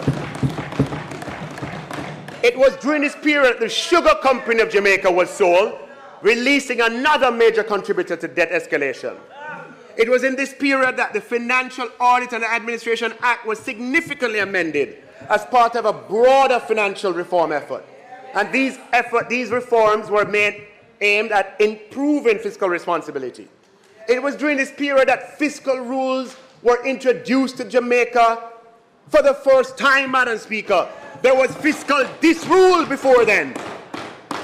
For the first time, Madam Speaker, the tax expenditure statement was submitted to Parliament and has since become an annual practice and now a legislative requirement. They implemented the first debt exchange to address unsustainability of debt. Now, faced with what was then the worst economic crisis since the Great Depression, the fiscal accounts worsened. Yeah? But the pace of debt accumulation slowed considerably. From an approximate 1,000% increase in debt over the PNP administration, the debt grew by approximately 70% over 4 years. So we went from a pace of 1,000% over 18 years and 500% over 11 years. You can do the math. 500 divided by 11, okay, to one where the debt moved now by 70% over 4 years. Okay? So when you, with this torrential cascading of fiscal unsustainability, not something that just stops overnight. What you have to do first is to slow the pace of debt accumulation, and they achieved that from a 1,000% over 18 years, 500% over 11 years, and then 70% over 4 years. Yeah? So the deficits continued under them. They continued. And during the worst part of the crisis, the deficit got really large. But the debt accumulation slowed. So if you look at this chart, Madam Speaker, and you look at debt accumulation across different periods, you'll see from April 1992 to March 2008, and I use the end of the fiscal year, even though governments change in between. There was a 952% increase in the debt accumulation during that period of time. That is unmistakable fact. Nothing they say can change that. Nothing. And then you look at the next period, Madam Speaker, which is the period April 2008 to March 2012. The debt accumulation dropped from 952% to 66%. Yeah? And then under the Portia Simpson administration, it dropped even further to 24%. And then under us, it has dropped even further to 6%, Madam Speaker, over 7 years. I remember that era very well. All right? So if you look at this graph and you ask, when did fiscal responsibility begin? When did we begin to get a hold of the runaway debt situation that we had in Jamaica? It's unmistakable. Unmistakable. We have been fed a narrative, Madam Speaker, that is misleading. Of course the program failed. It failed. Absolutely it did. It failed. However, Madam Speaker, it didn't fail because fiscal responsibility was absent. It failed, Madam Speaker, because there wasn't the social consensus in the society for fiscal responsibility. Members, the minister's time for speaking has expired. House Leader. Madam Speaker, the member's time having been expired, I beg to move that the speaker's time be extended sufficiently to allow him to complete his presentation. May it please you. The question is that the minister be allowed. The question is that the minister be allowed sufficient time to complete his presentation. Those in favour? Those against? The ayes have it. Minister? Yes, Madam Speaker. Thank you, Madam Speaker, members of the House. So we've been fed this narrative, Madam Speaker, which is based on a fact that the IMF agreement did collapse. But it did not collapse because the government didn't have fiscal responsibility. Yeah. It collapsed because fiscal responsibility, there was not a social consensus in the society at that point about the need for fiscal responsibility. And as a result, unions, the agreements that the unions were prepared to accept, breached the terms of the agreement. But it's unmistakable that by switching from the fiscal policy of the prior period, 1989 all the way to 2007, and engaging the multilaterals, Jamaica was able to slow down immensely the accumulation of debt, Madam Speaker. And that is the true measurement, ultimately, of fiscal responsibility. Now, my position, Madam Speaker, is that it's not that there was not a difference between 2007 and 11 and 2012 and 2016. I'm not saying there wasn't a difference. But what I'm saying is the difference was not around the policy of fiscal responsibility of government. Madam Speaker, the difference is that the social conditions were entirely different, and they were entirely different in large part, Madam Speaker, because Prime Minister Holness had the honesty and the courage in 2011 to tell Jamaicans the truth about the need for fiscal discipline. I was there, I was with him. I visited the IMF with him in October of 2011. And he came back determined to tell the Jamaican people the truth. And he went. It may not have been the most politically elegant way of expressing it, but it was the truth. And so what you had happening, Madam Speaker, is that an outgoing government had lost on the platform of promising fiscal discipline, and an incoming government that had no choice but to implement it. And Jamaica never had a better chance.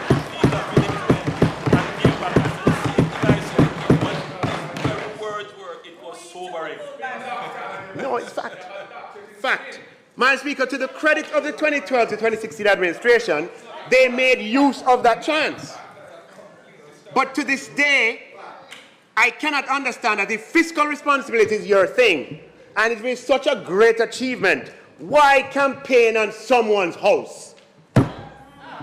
If you embrace it and believe it, why didn't you speak it? Madam Speaker, they did not speak it because fiscal responsibility is not core to who they are.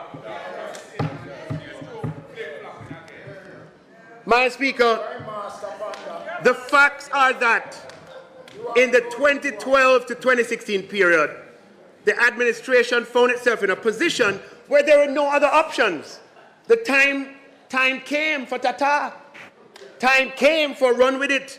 And they found themselves in a deeply intrusive extended fund facility arrangement from 2013 onwards, where they had to do as they were told. So yes, the IMF is fiscally responsible, and individuals in that cabinet may have a claim to being fiscally responsible, Madam Speaker, but the PNP cannot claim to be fiscally responsible, as history will show that the PNP government has never been fiscally responsible when they have a choice.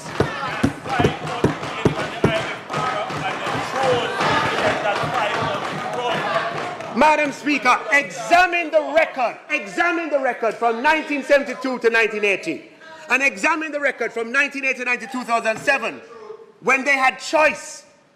Fiscal responsibility is not determined by when you have no choice and your hands are tied. Implementing fiscal responsible policies when you have no choice in the matter and your hands are tied is not a demonstration of fiscal responsibility.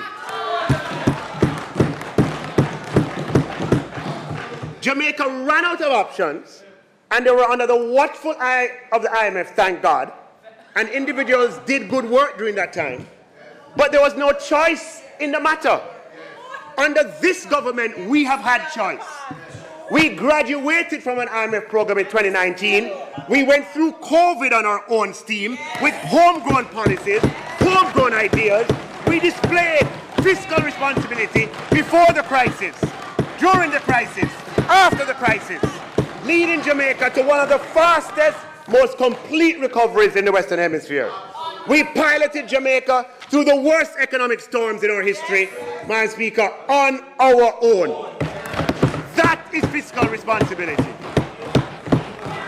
You demonstrate fiscal responsibility when you have choice, when you have lots of choice, and you still decide to do the responsible thing. So don't come here and tell anyone about fiscal responsibility when your party has never exhibited it when it had the privilege of choice.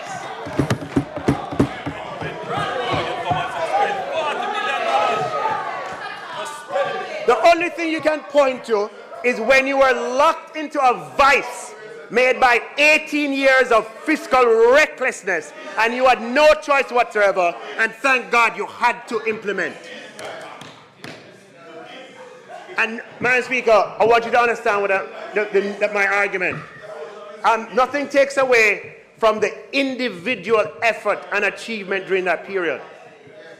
There was remarkable individual effort. I am saying that institutionally, the party that formed the government, Madam Speaker, has not to date, during a period that they were in government and they had choice, demonstrated with that choice fiscal responsibility. That is undeniable and incontrovertible. We demonstrate fiscal responsibility of our own free will, and we're not afraid to talk to people about it. It requires a commitment to principle, which does not change when the sun is out or when it rains. Principle is principle. With that kind of leadership, Madam Speaker, that they have demonstrated, emasculation of senior people and flip-flops and U-turns, you cannot trust them, because when it gets difficult and the pressure mounts and the NEC starts to bark, they will turn on any principle.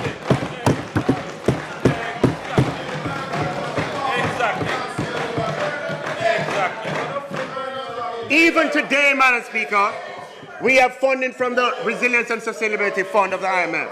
But due to the performance of Jamaica, we have policy freedom, and we still choose to be fiscally responsible.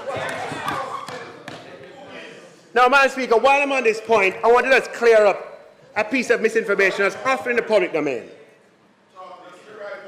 When the then opposition leader, Portia Simpson Miller, famously told Jamaica that she'd have concluded an IMF agreement in 2 weeks, well, we know it took 40 times as long.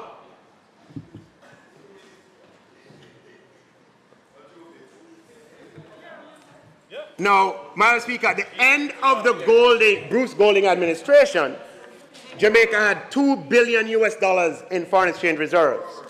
But it took time to conclude a follow-up agreement with the fund, and by November 2013, Jamaica's foreign exchange reserves had dwindled to $835 million.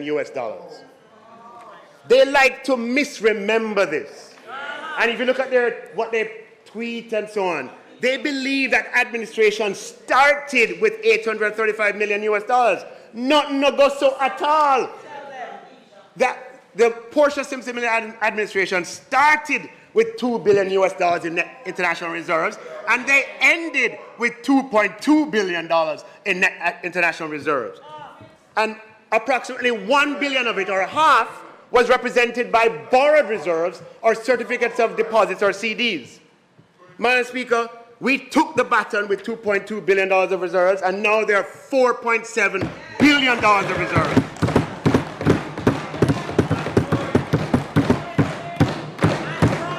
And CDs have been reduced dramatically to only $85 million. That's all? Out of the 4.7.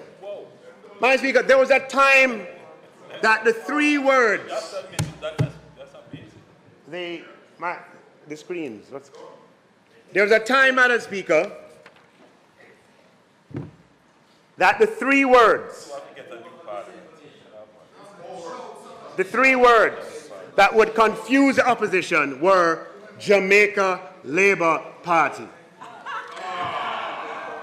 Madam Speaker, over the last 7 years, something else that now confuses the opposition, Madam Speaker, is no new taxes.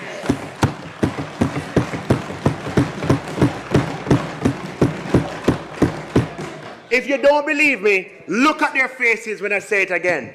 No new taxes for 7 consecutive years. Madam Speaker, it makes them delirious because of Jamaica's economic history. They know the potency of that. So it makes them talk all kind of things. things that are not true, and things sometimes that don't make any sense. Exactly. Madam Speaker, I want you to pay attention to me in particular here. The opposition leader in his presentation puts up a chart, Madam Speaker, that purports to show revenue growth over the period of this government. You hear that? Revenue growth. This is the chart he puts up. And I have, Madam Speaker, I don't know any other way to say it other than I have not seen a more deceptive chart in this House than this. Madam Speaker, he shows 2015-16. He does not show 2016-17. He does not show 2017-18. He does not show 2018-19. Nor 2019-20. And he certainly does not show 2020-21. Wait. Madam Speaker, when was COVID again? When was COVID? What year? 2020? So he's showing a chart of revenues of this administration that deliberately leaves out the COVID year and the years after. And then he shows 21, 22, 22, 23, and 23, 24 projections, Madam Speaker. It's like he's playing peekaboo. Peekaboo. That's a chart there. Him show 2015-16, leave out all of the other years, and him playing peekaboo. Peekaboo. Peekaboo. You don't look surprised, man. The first question, Madam Speaker, is why would he do this? Why would he do it? Why would he hide the period 2016-17 to 2020-21? Why would he do that? Why would he do that? Red card, Madam Speaker, for him. Red card.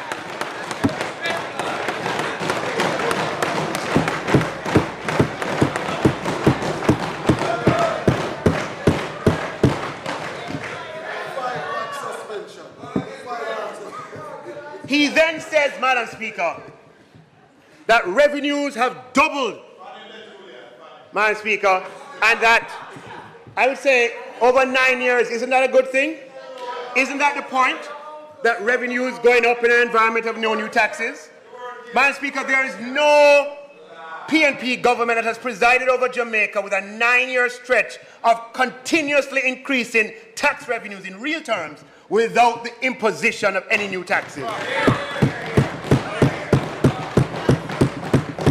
They're simply confused, and in their confusion present charts that skip over years and are therefore deceptive, Madam Speaker.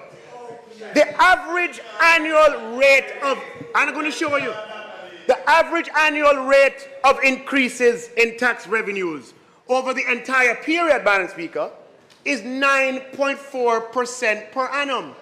That's the compounded annual increase in tax revenues over the period budgeted for 24-25, going all the way back to actual 2015-2016. Yeah? What happened, Madam Speaker, and what the opposition leader, in my view, I think is deceptively excludes, is disingenuous. He excludes the COVID contraction in revenues, Madam Speaker, and in the revenues declined by 13% or $73 billion, and the recovery, Madam Speaker, the recovery from that low, no, go back to the chart, please. The recovery from that low, Madam Speaker, has been accelerated as compared to the trend. So when you look at the revenue growth the year after COVID versus the COVID year, it went up by 22%. Yeah. But in that year, when you compare it to the year before COVID, it was just 6%.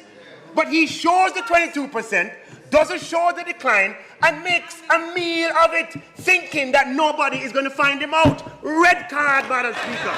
Red card.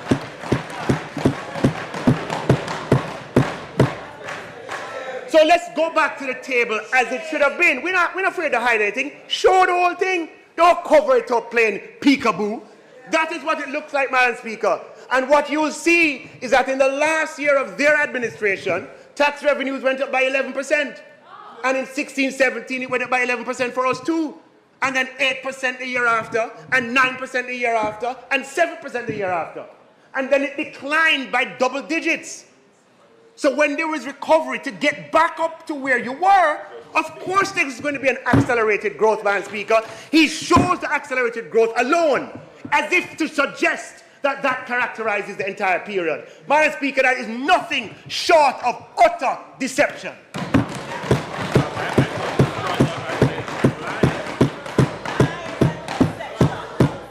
And Madam Speaker, to compound that deception, Madam Speaker, move to the next chart if you can, please. What he does, he adds up those 4 years, and he says, his verbatim quote, over the 4 years, fiscal year 21 to 22 through to fiscal year 24-25, tax collections have increased by 419 billion. 419 billion of additional taxes has been collected from the Jamaican people over the last 4 years. Madam Speaker, this is just barefaced, misleading, and just disingenuous. First of all, there aren't additional taxes. There are additional tax revenues. And the deception, Madam Speaker, is that he's counting from the depth of COVID when revenues declined by $73 billion in 1 year. So if you look at the column, the third column from the left, that has it's the dollar increase over prior year. And you look at the 4 rows in blue, 110 billion, 136, 103, 68. He adds those up and says 400 billion of tax increases in the last 4 years. Now, what does the 110 relate to? The 110 is the increase from the COVID year when revenues sank from 579 billion to 505 billion, an increase of 110. So, Madam Speaker, what we experienced is a recovery, Madam Speaker, that was above the mean rate, but the average rate of growth over the 9-year period, Madam Speaker, is 9%. Now, thank God our revenues recovered. Thank God. Or else we could not have allocated $200 billion to public sector compensation. We could not be doing the Spark program. We could not be buying 100 JUTC buses. We could not be doing 50 garbage trucks. We could not be giving income tax breaks. We could not be raising the pension exemption or the age exemption. We could not be implementing a reverse income tax credit. Madam Speaker, we could not do any of those things without revenue.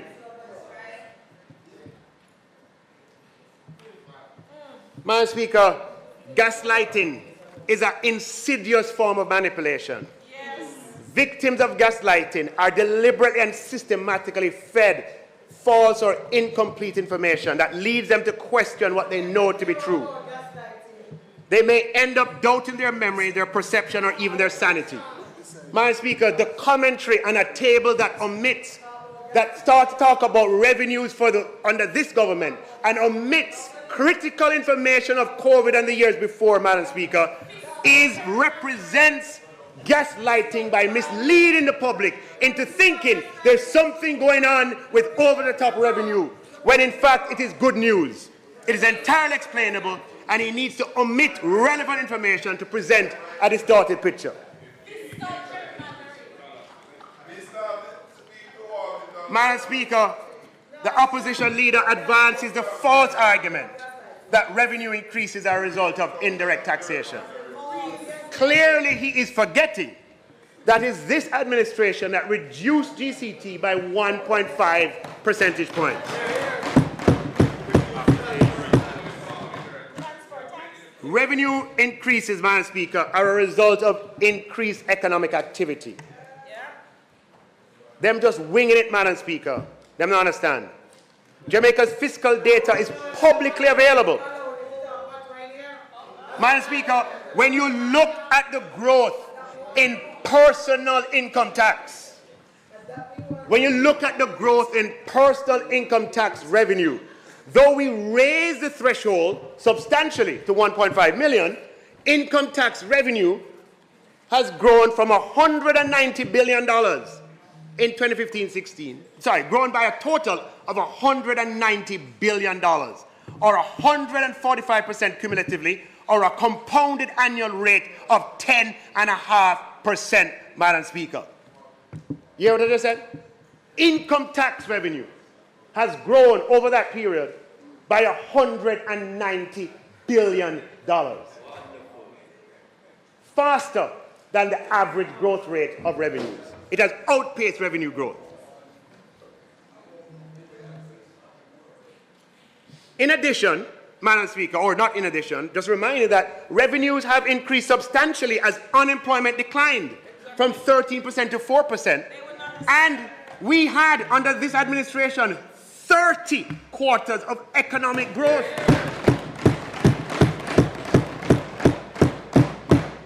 Broken by COVID, yeah, but you add up the two periods, 20 and 30 quarters of economic growth.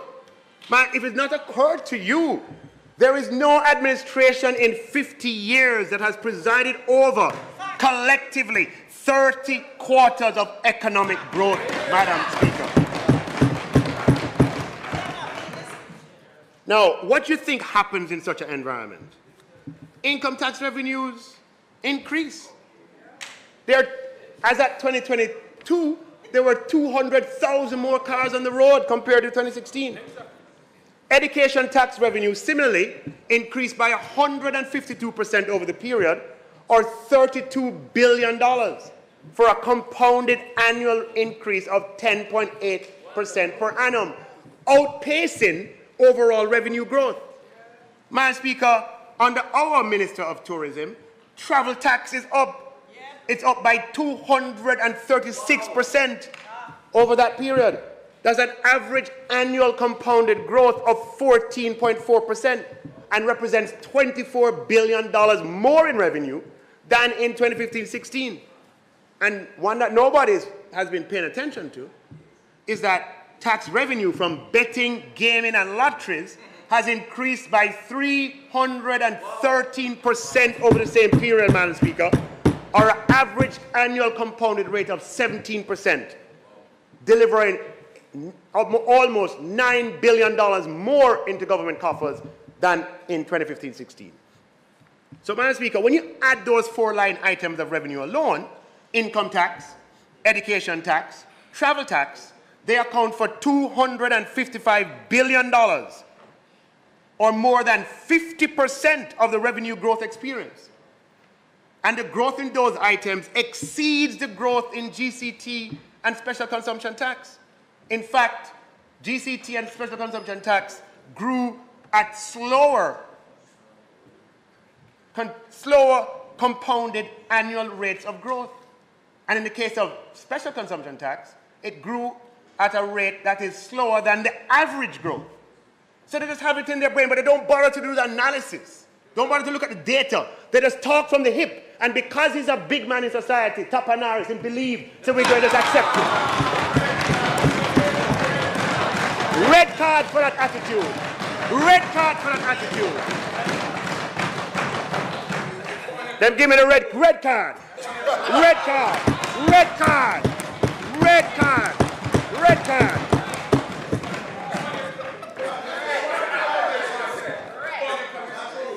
Red card. Right? Coming up here and expect that because of Mr. Panaris, we're going to believe what he said. See the table there? See the data there? Everybody can see it for themselves. Madam Speaker, the opposition leader ludicrously and misleadingly states that tax revenue of the population increased, well, from 190,000 per person to 340,000 per person. Madam Speaker, since this government came to office, hear me out on this. Hear me on this. Him is out talking that tax revenue per person has gone from 190,000 to 340,000. Him now watch what we're going on now. Him just a wing it. Madam Speaker, under this government, since this government came to office, the economy has doubled in size.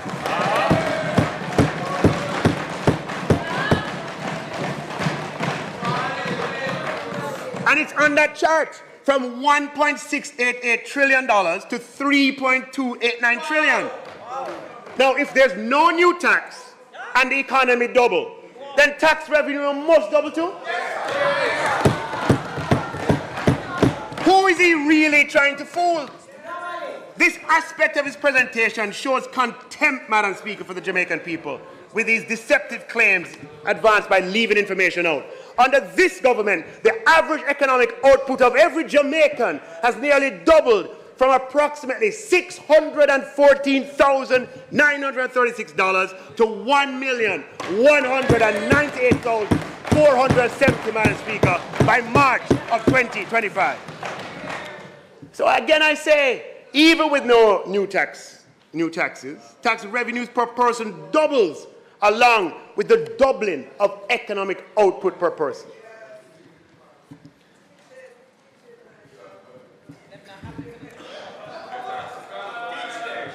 Now, Madam Speaker,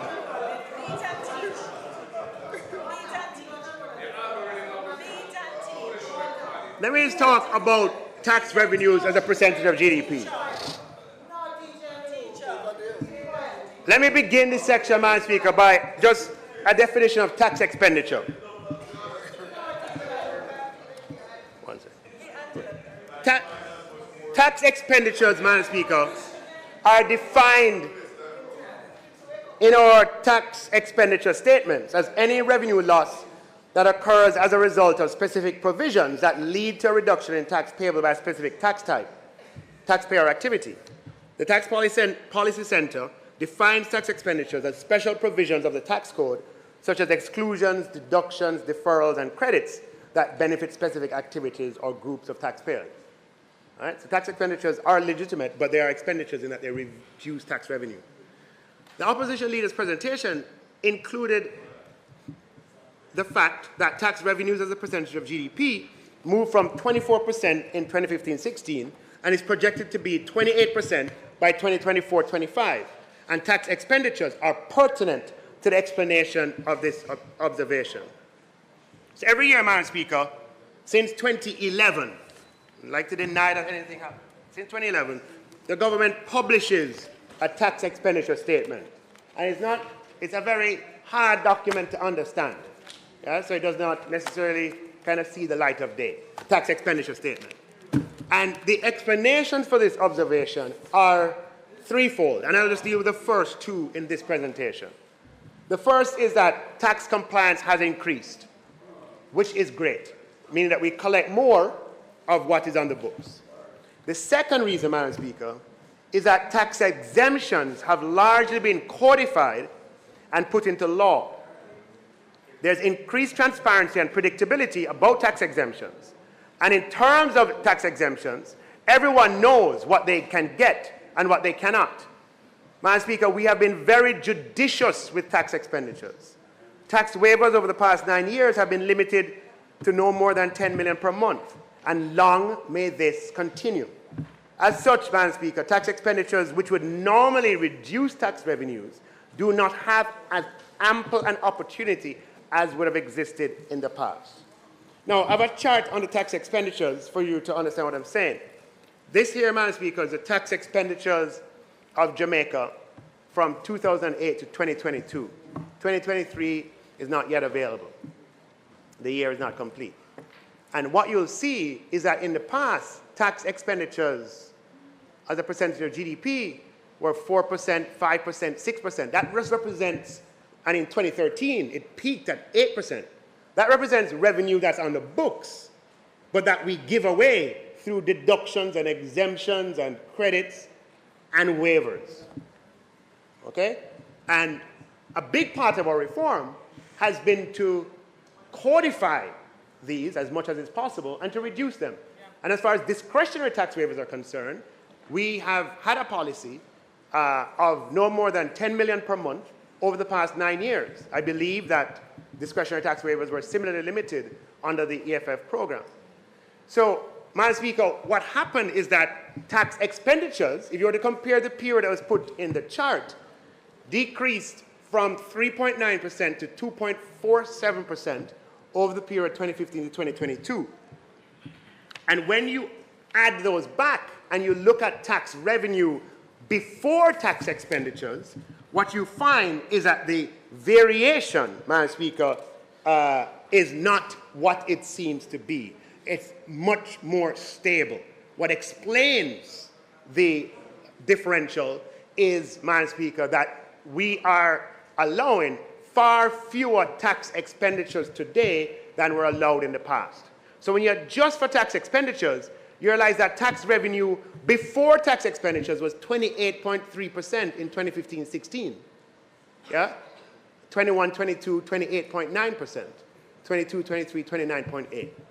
There is still a movement, but not a movement as significant as would exist if we did not show the tax expenditures, Madam Speaker. Yes, so I'm adding, but the tax expenditure statement is also submitted. This one I'm not claiming that you're deceiving. This one you picked up, I'm not claiming that. This one, we have tax expenditure statements, Madam Speaker, and the tax expenditure statements show, Madam Speaker, that when you look at our tax revenues as a proportion of GDP before tax expenditures, it is much more even. What is happening is that the government, more of the revenue that's on the books is coming to the government, and we are not giving away. And who benefits from tax? Well, a lot. Yeah, it's usually, businesses. Right? So this is in the interest of the people that tax expenditures have been declining over time, and I hope that that can continue, even though you do something like Harmony Coal, tax expenditures are going to go up. Yeah. But again, we will totally be transparent on that when that time comes. Madam Speaker, in May 2023, the Leader of the Opposition declared that Jamaica's income tax threshold should be increased by 40% to 2.1 million.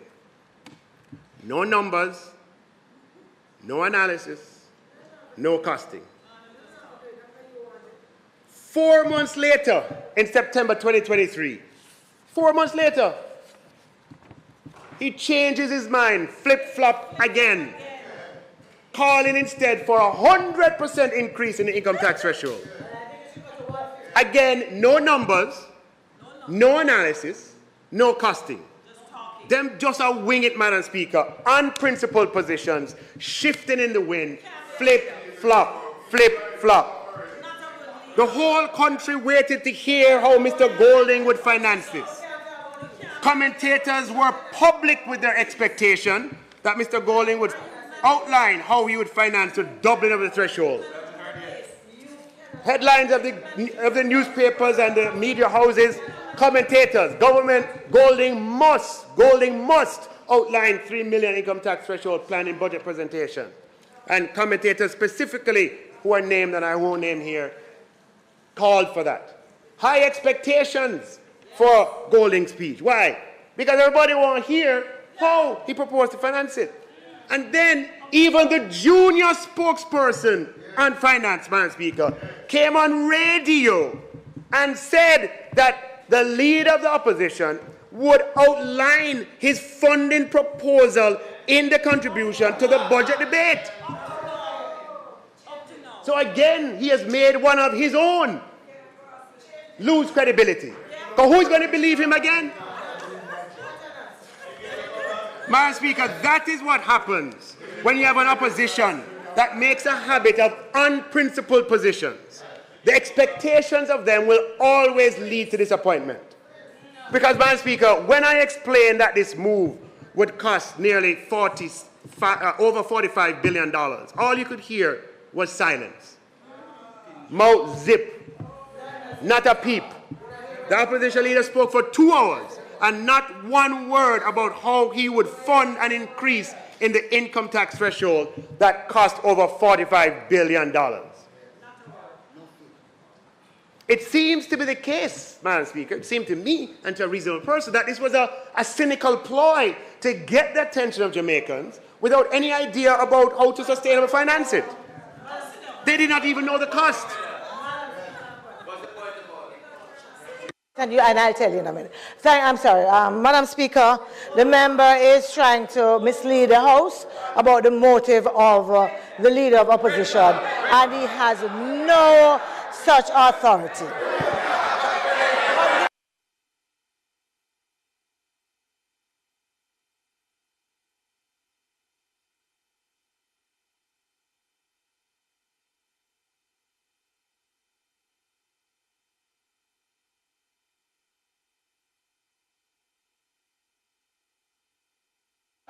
Minister, it would appear, Minister, it would appear you may continue.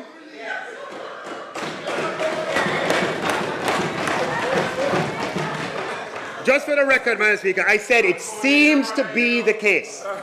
Okay? They don't even know the cost. Just winging it. Unprincipled, Madam Speaker. Madam Speaker, they cannot be trusted, Madam Speaker. Red card. Red card.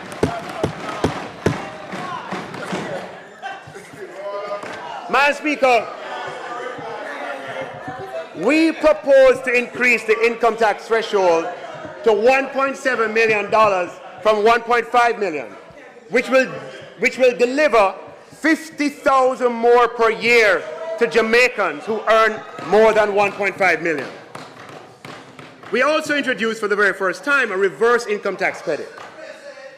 Madam Speaker, the ministry paper table included that this is designed to increase compliance. Undoubtedly, the government providing a cash give back to registered taxpayers will incentivize greater formalization over the medium term.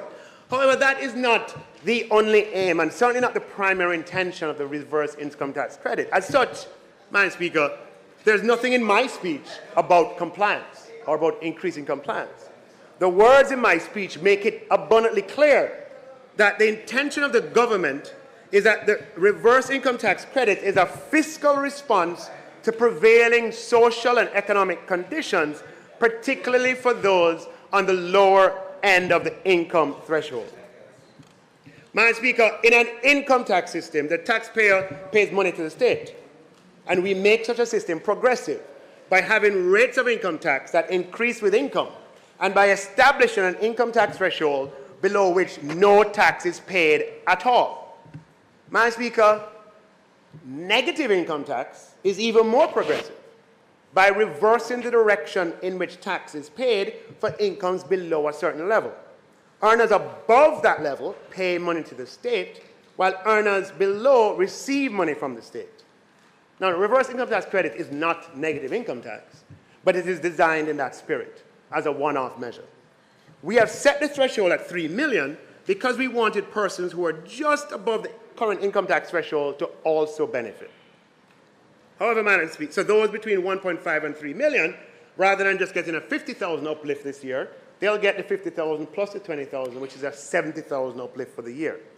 However, Madam Speaker, the reverse income tax credit is targeted at those within the income bracket for 2023 for whom statutory contributions are deducted or who pay statutory deductions themselves. It is only fair, Madam Speaker, that a benefit such as this goes to those who are contributing to the system from monthly deductions that are made, from monthly deductions or other kinds of deductions, or if they pay it themselves. This is fair because they are at a financial disadvantage as compared to those who are not contributing and take home less than those who are outside the system who are earning similar amounts. Yes, it is true that some people are not formalized due to no fault of their own. Their employers neither deduct nor pay over statutory deductions. Well, those persons have a higher net income than others who perform similar functions from whom deductions are made. That is, for most of these persons, by not having statutory contributions deducted, they're better off by more than the value of the reverse income tax threshold, given the aggregate consolidated percentage represented by statutory deductions. So, Madam Speaker, the primary beneficiaries will be those who earn below the income tax threshold, and in particular, Jamaicans earning close to minimum wage who are contributing to the Jamaican system through statutory deductions from their paycheck. Madam Speaker, there are approximately 570,000 Jamaicans already who earn less than $3 million in 2023 and who contributed to the system through deductions of education tax, NHT, and NIS.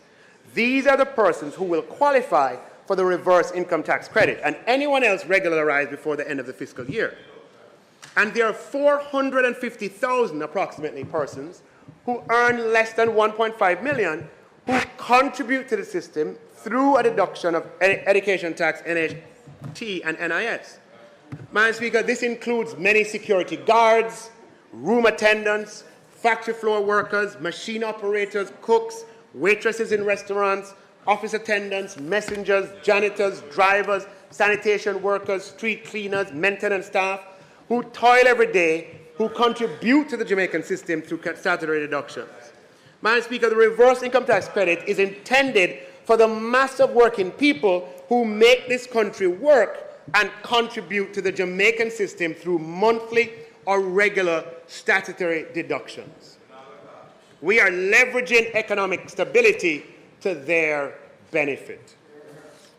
Now, Madam Speaker, I heard the opposition leader cynically suggest that the $11.4 billion that is being used to finance the one-off reverse income tax credit ought to be diverted towards those earning above the income tax threshold, and by so doing, increase the income tax threshold further. Madam Speaker, I was shocked to hear that. I was absolutely shocked to hear that. Madam Speaker, we are directing a benefit of $11.4 billion to persons who earn at the lower end of the income spectrum, including hundreds of thousands of hardworking Jamaicans who earn at minimum wage or just above minimum wage and who contribute to EdTax, NIS, and NHT. Are you suggesting taking away from them and giving to higher income earners? Madam Speaker, when you increase income tax threshold, everyone above the threshold benefits. Those making 10 million, those making 20 million, those making 30 million.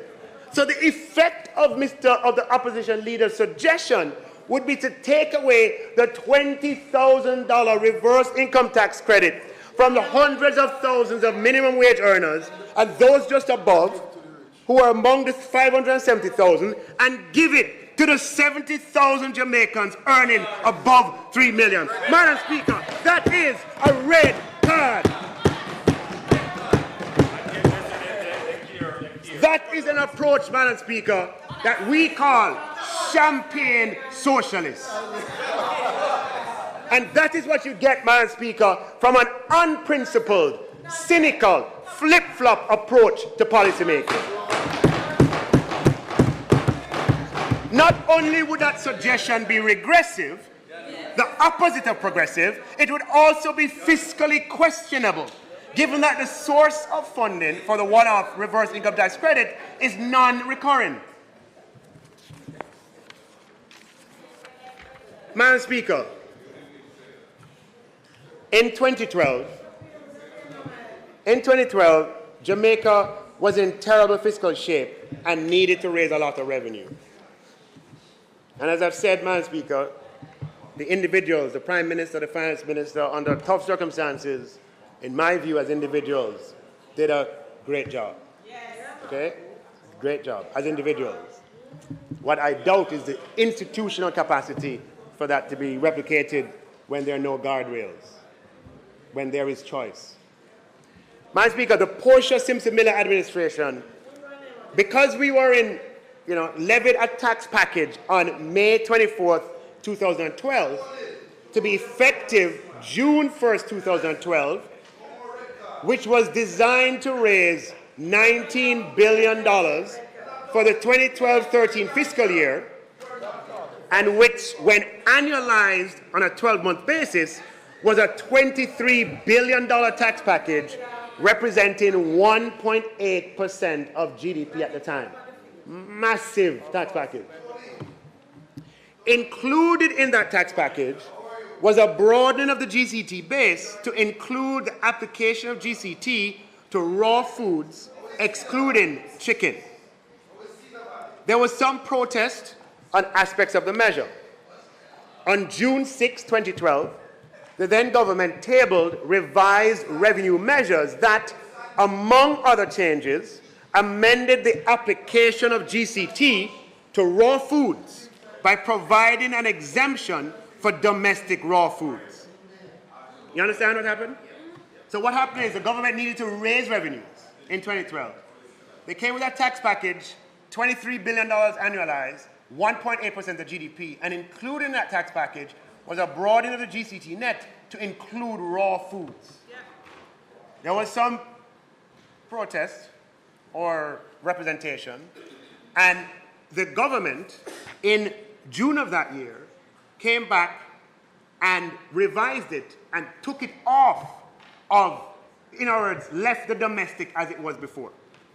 So prior to June of 2012, domestic raw foods and foreign raw foods were equally treated with respect to GCT. Neither category of goods attracted GCT.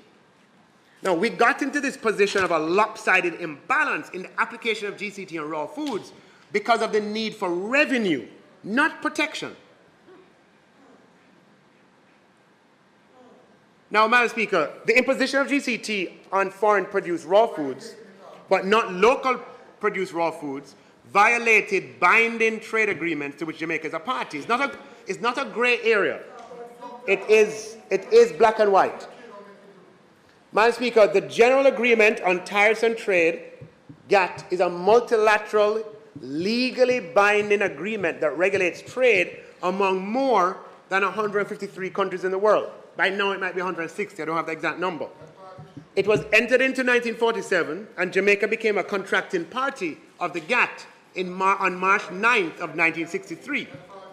Jamaica's accession to the GATT was part of Jamaica's broader efforts to integrate into the global economy and foster economic development through trade. And the GATT was later replaced in 1995 by the WTO, of which Jamaica is also a member. Now, Madam Speaker, Article 3 of the General Agreement of Tariffs and Trade, which anybody can read on the internet. Article 3 of the General Agreement on Tariffs and Trade addresses national treatment of internal taxation regulation. It is very clear, Madam Speaker, that the agreement, which is binding on Jamaica, forbids the application of GCT on foreign produced goods in a specific category while not also applying GCT to locally produced goods in the same category. Here is an example, here's an excerpt of Article 3, Madam Speaker. And it's in my speech. I won't necessarily read it into the record here, but persons can look at it online. But it basically says the contracting parties recognize that internal taxes and other internal charges, laws, regulations, and requirements affecting the internal sale, offering for sale, purchase, transportation, distribution, or use of products, and internal quantitative regulations, should not be applied to imported domestic products so as to afford protection to domestic production. The products of the territory of any contracting party imported into the territory of any other contracting party shall not be subject directly or indirectly to internal taxes or other internal charges of any kind in excess of those applied directly or indirectly to like domestic products. Moreover, no contracting party shall otherwise apply internal taxes or other internal charges to imported or domestic products in a manner contrary to the principles set forth. Now, Madam Speaker, we didn't sign that agreement. We never wrote that law, but we have an obligation, when it is pointed out to us, to abide by international law. This is not debatable or up for negotiation. It is a crystally clear provision. GCT is an internal tax, and it is against international trade law for it to be applied on foreign produced goods, but not to local goods of the same kind. The other side likes to talk about observing the law and about observing international law. How many times have we heard them talk about that? Huh? Observing international law. But, Madam Speaker, again, these days they operate without principle, flip-flop, changing when the wind suits or when it seems politically expedient, Madam Speaker. This is another example of an unprincipled approach. And, Madam Speaker, the opposition leader asks, whose bidding am I doing? Madam Speaker, he's out of order. I am upholding the rule of law and having Jamaica honor our international, legal, binding obligation. So, Madam Speaker, Jamaica needed the revenue. Jamaica, if you listen, you will learn about this, okay? Madam Speaker, Jamaica needed the revenue in 2012 And so, presumably, I'm not saying it is so, I mean, presumably, the decision was made on the basis of, kind of catch me if you can, right? In 2012. Well, Madam Speaker, Jamaica indeed was caught. First by CARICOM. By CARICOM. CARICOM got wind of this breach of international law and wrote to Jamaica demanding that changes be made so that its members were not subject to unfair trade practices. Madam Speaker, Jamaica quickly complied. Quickly complied. No, don't, okay. Trust me on this, okay? Jamaica quickly complied. And the Portia Simpson Miller administration changed the law in 2014 to ensure that foreign raw goods produced in CARICOM member states were exempt from GCT, Madam Speaker. That was in 2014. So they were caught by CARICOM. Fast forward, Madam Speaker, to 2023. Jamaica representatives of the World Trade Organization visited Jamaica in November of 2023 for a customary scheduled review of our trade regime. And Madam Speaker, they saw this breach and brought it to the attention of the current administration. Madam Speaker, in the same way that when CARICOM pointed out the breach in 2014, GCT was promptly removed from imported raw foods originated in CARICOM, it is the same way that the WTO, having pointed it out, Madam Speaker, we're obligated to address it. And there are only two options to address this breach. Either we apply GCT to locally produced raw foods, or we remove it from imported raw foods. And we chose the more palatable option at this time because of removing GCT from raw foods. For good measure, Madam Speaker, I have Mr. Speaker, I have noted the suggestions about negotiations. I've noted the suggestions about negotiations. Madam Speaker,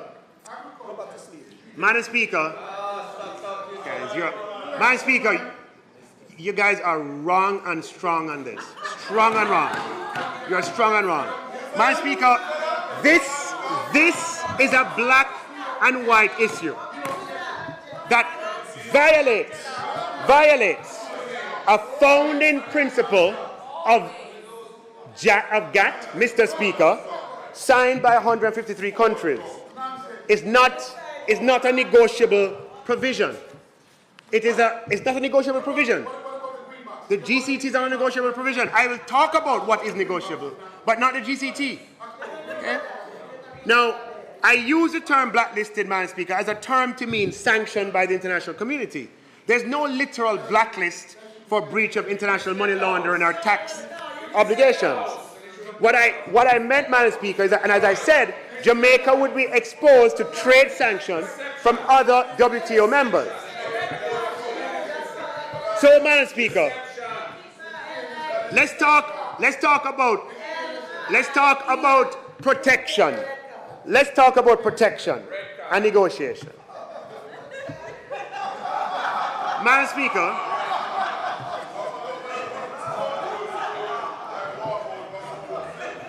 the differential treatment in the application of GCT on raw foods, hear me out, the differential treatment in the application of GCT on raw foods did not begin in 1991 and did not exist for 21 years after.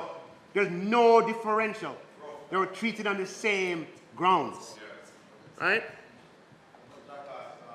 It's only in the past 12 years where, due to the need for revenues from a deep fiscal crisis, that Jamaica ended up flouting international law with respect to the non-uniform application of GCT. Now, Madam Speaker, member states of the WTO have the opportunity to apply, like Jamaica, to apply duties and additional stamp duties provided that the maximum duties that could be applicable are published in the WTO schedule. Okay, so how the WTO works, Madam Speaker, every country, Mr. Speaker, every country has to submit the maximum duties that it can charge. And that was done for Jamaica some time ago.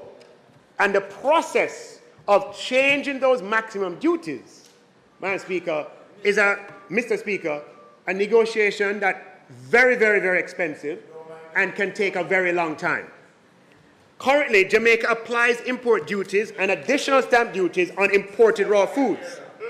For example, for tomatoes, for cabbage, and for carrots, raw foods that we produce in Jamaica, import duty is 100%. And additional stamp duty is 80%. And these are compounded. And that results in an effective total duty rate of 260%.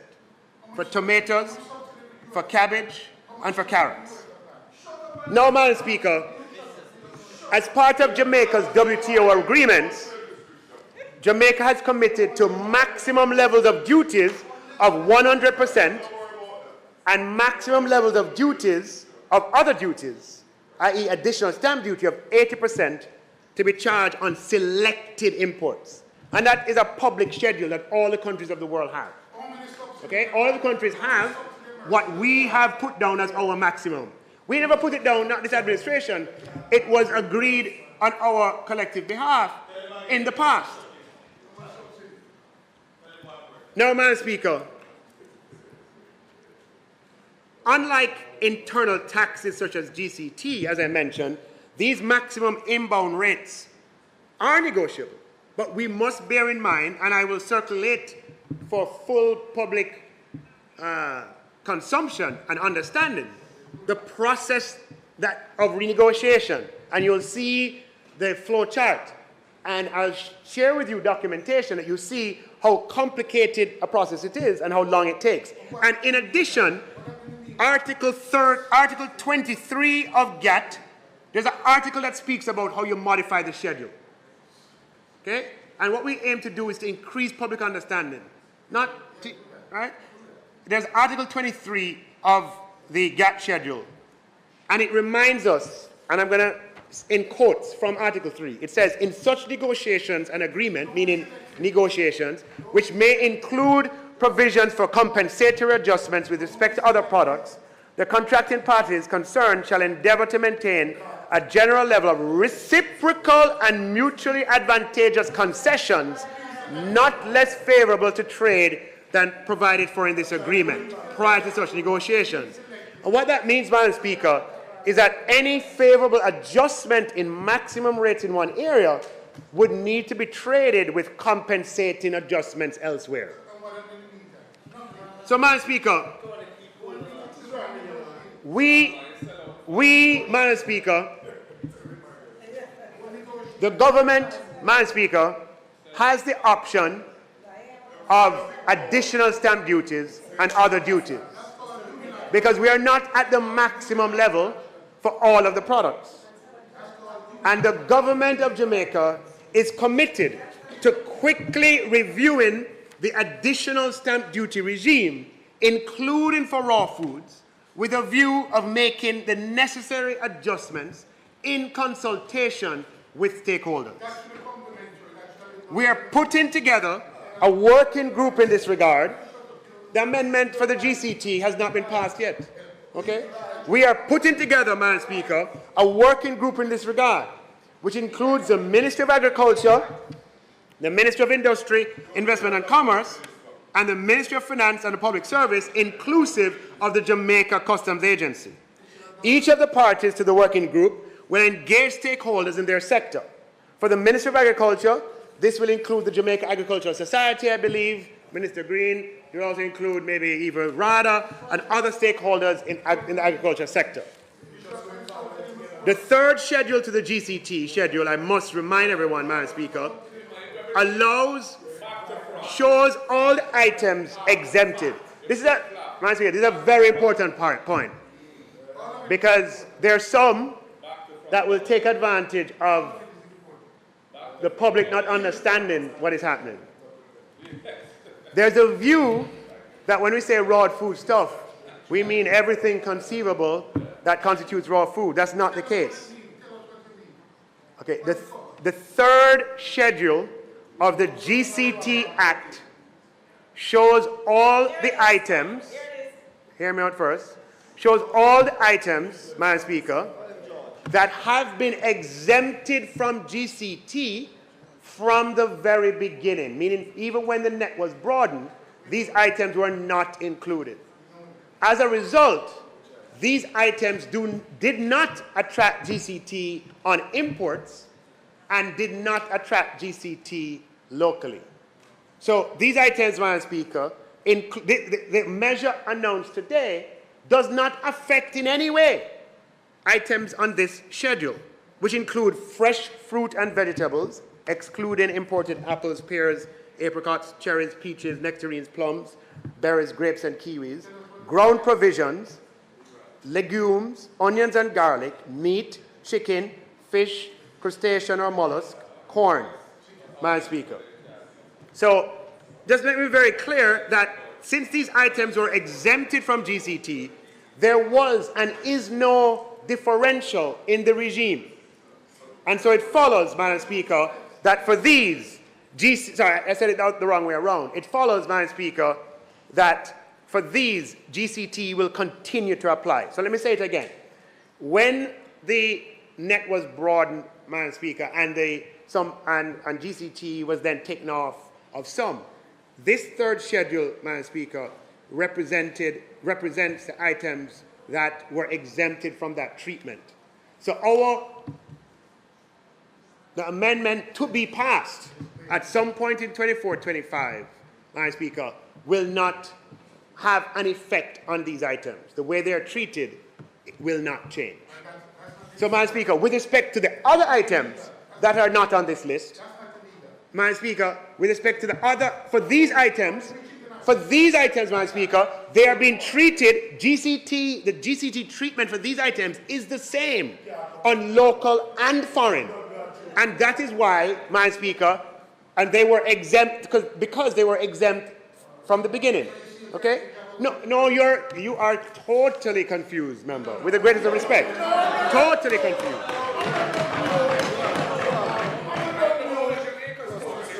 No, you are totally confused. Madam Speaker, as I mentioned, we have announced the intention to uphold international law, Madam Speaker, but we, at some point in this fiscal year, will bring an amendment, but we can choose the time that the amendment is brought. And as I mentioned, Madam Speaker, we will have a committee, a multi-stakeholder committee, Madam Speaker, to look at the additional stamp duty regime, Madam Speaker, to make the best decisions going forward, taking into account multiple points of view. Madam Speaker, just some inaccurate claims that the opposition spokesperson on finance made the comment, PATH funds have not kept up with inflation. That's not correct, Madam Speaker. It's not correct. Allocations to PATH in the upcoming fiscal year have increased by almost 30%, or $2 billion, which is 4 times the rate of inflation over the past 12 months. Since 2016, the average real rate of increase in PATH allocations, adjusted for inflation, is approximately 15%. Madam Speaker, so PATH, no. I'm saying PATH allocations, Madam Speaker, PATH allocations have increased by 30% in the last 12 months, and since 2016 have increased at a rate, Madam Speaker, way above the rate of inflation. And I believe the number is 15% above the rate of inflation. Madam Speaker, the opposition leader, Mr. Speaker, the opposition leader also erroneously claimed, and I read in quotes, there has been upward movement in poverty both poverty and inequality under the JLP government. The prevalence of poverty increased from 16.7% to 11% in 2019. Madam Speaker, it is inaccurate. And it is beneath the leader of the opposition to mislead in this way. He knows that the rate of 16.7% is for 2021, 3 years ago, yet he speaks of it as if it is a current figure. He doesn't even put the date for it. He puts a date for the 11%, but you notice the date for the 16.7 is not there. Madam Speaker, he knows that the Jamaica Labour Party administration began in February 2016. And he knows that in 2015, under the PNP, the incidence of poverty was 21.2%. Madam Speaker, the incidence of poverty in Jamaica, even in the midst of the devastating COVID-19 pandemic. You know, I've listened to the torrent of what he's had to say.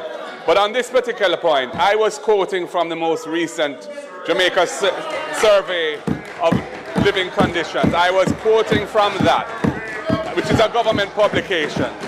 So, red card, red card. He may be quoting from a survey of living conditions, but he knows that the rate is for 2021. It's in the public domain. So, Madam Speaker, and more than that, he knows that the rate of poverty for 2015 under their government was 21.2%. Now, if you start at 21.2%, and even after COVID, you're at 16.7%, how can you stand and tell the people of Jamaica that poverty has increased? Madam Speaker, red card, red card.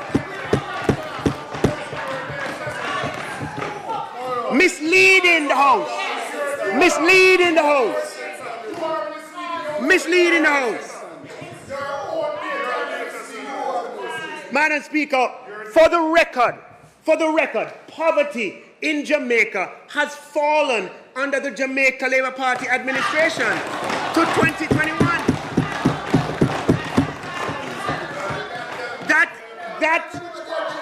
That is just a basic fact, Madam Speaker. It was 21.2, and in 2021, it was 16.7%. And, Madam Speaker, in its quarterly report for August 2023, for those who are paying attention, the PIOJ reported that they are projecting a fall even from 16.7%. Madam Speaker, and furthermore, in October 2023, the World Bank released their estimate of poverty for 2022. I don't know if they'll be correct or not, but it's way lower than 16.7. So don't go around, there's enough to talk about. You don't have to make things up. Right? Of 16 talking about poverty has increased under this administration. It is just not true. And for misleading the Jamaican people, Madam Speaker, deserve a red card. A red card. Red card. We cannot tolerate this coming from an opposition leader, Madam Speaker. It is not right. It is not right, Madam Speaker. It is not right. And I wish I never had to stand here and point it out. You have no use. You're an husband.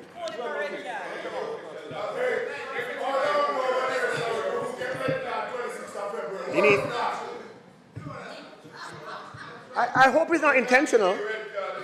Madam Speaker, there's another kind of false claim.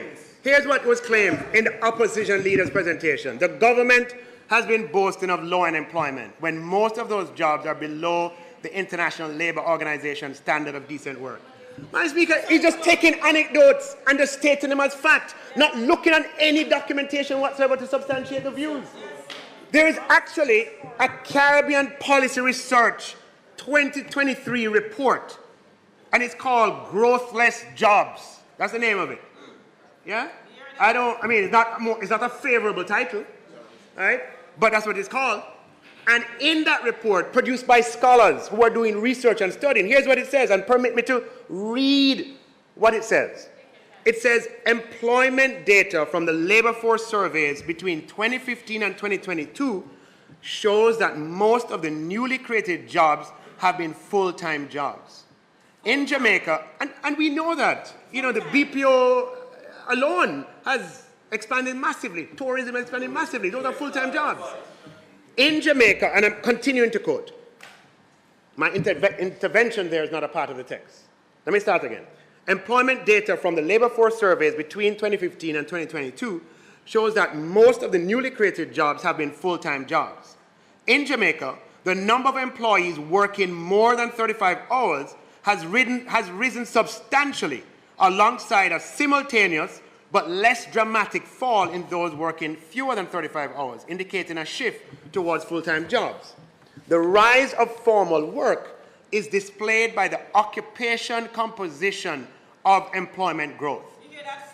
Two of the strongest occupational growth categories were clerks, accounting for 24% of the new jobs, and professionals, senior officials, and technicians, which added 21%.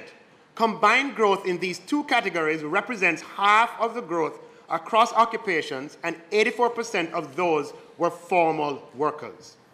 The rise in formal employment has been fueled by increased employment of educated workers.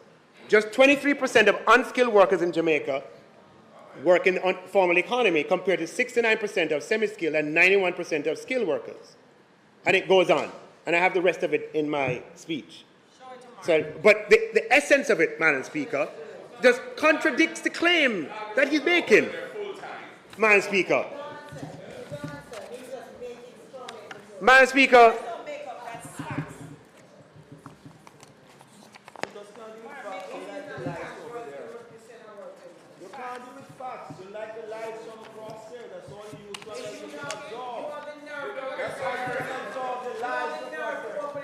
Madam Speaker, I just want to make one other. Stop talking, you're false. Drop out. Hold the false to them out.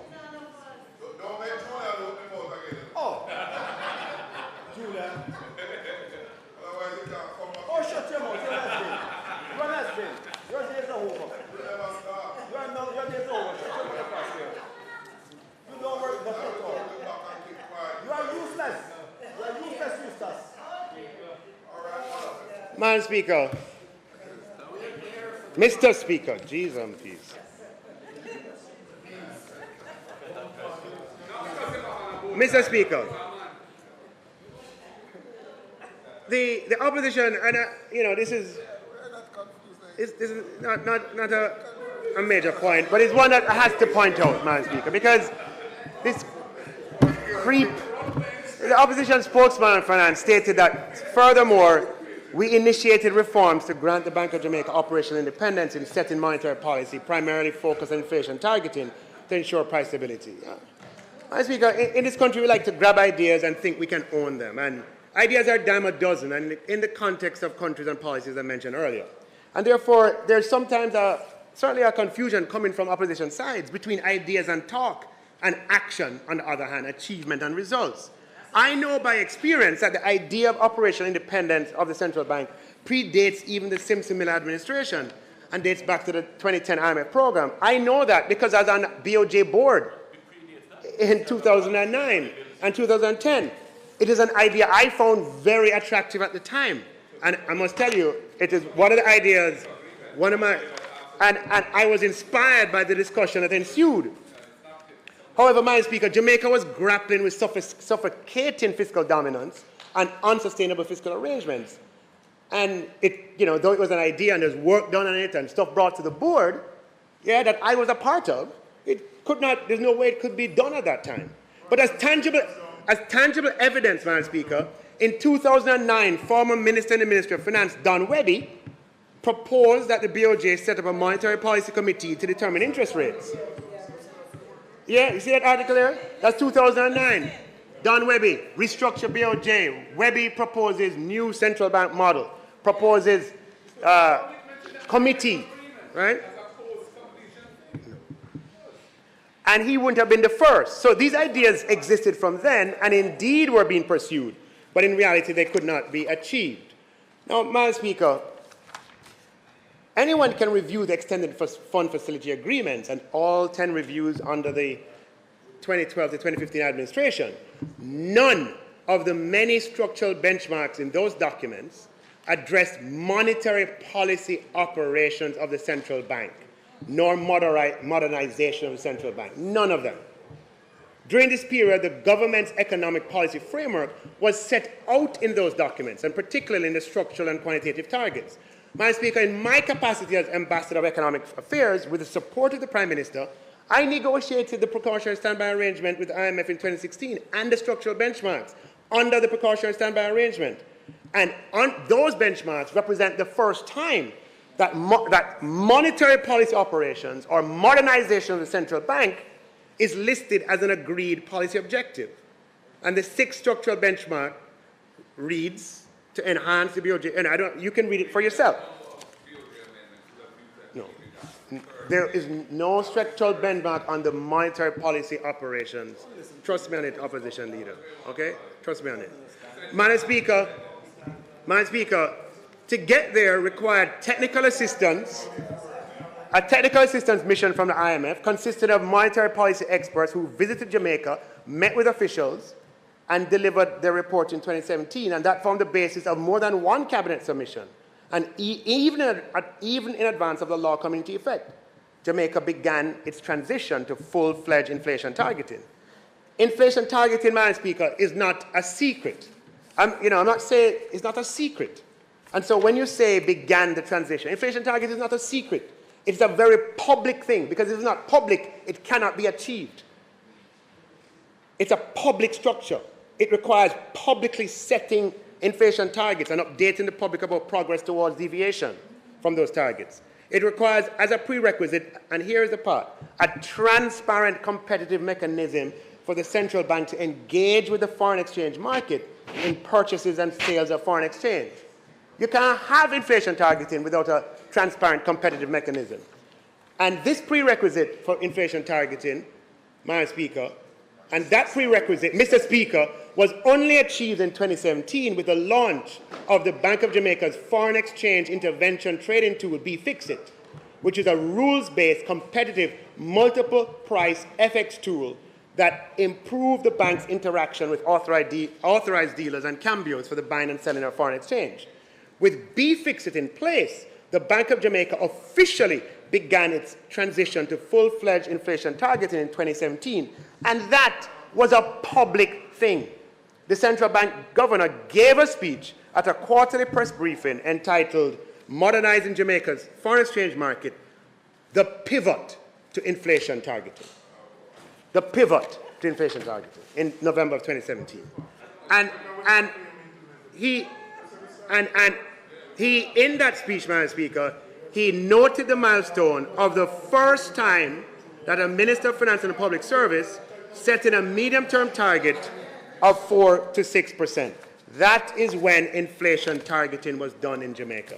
Madam Speaker, there were things done between 2012 and 2016. What I'm saying is the statement, Madam Speaker, made, as it is made, the words used are inaccurate, Madam Speaker. The words used. We need... you know your speech. No. Read what you said. Read what you said. So, Madam Speaker,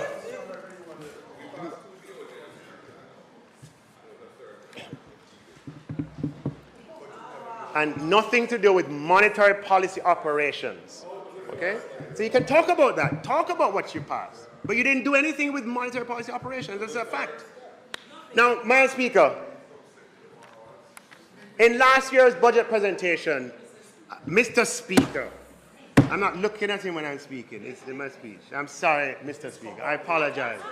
You're confused the people, so you're confused. Madam Speaker, in last year's budget presentation, I spent a considerable amount of time speaking about the need to transition from contract employment to permanent employment. Madam Speaker, this is a problem that has been around for 20 years or longer, maybe 30 years, where people are employed temporarily, have no security of tenure, can't get a mortgage, and can't live normal lives, don't have pension on their retirement. This has been the reality in Jamaica long before this administration, for at least 20 years before this administration, if not more. And the policy position of this government is that we are determined over a period of time, and last year I gave 3 years, right, over a 3-year period to address this problem. Madam Speaker, the process, though, of addressing the problem is challenging and long. There's a lot of paperwork that has to be done, which I won't get into. But I am pleased, Madam Speaker, to update this House that with respect to the National Solid Waste Management Authority and its 4 regional companies, the Cabinet has given the approval for 3,813 new posts to be created.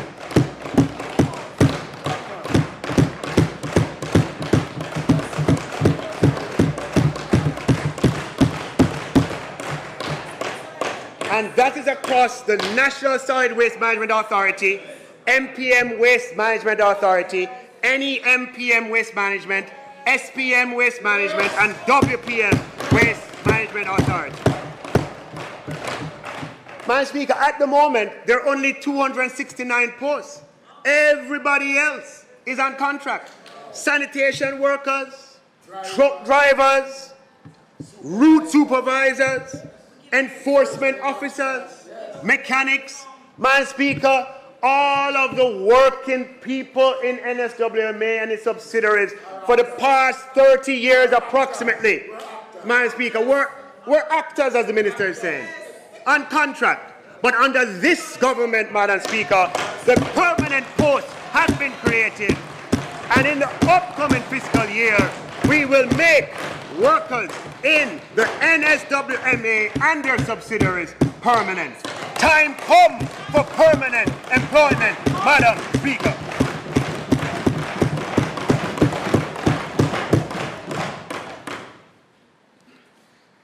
So, Madam Speaker, Mr. Speaker, Mr. Speaker, we have, Mr. Speaker, there is just a slight change to the provision on importation of armored cars for the security industry. Madam Speaker, Mr. Speaker, in a where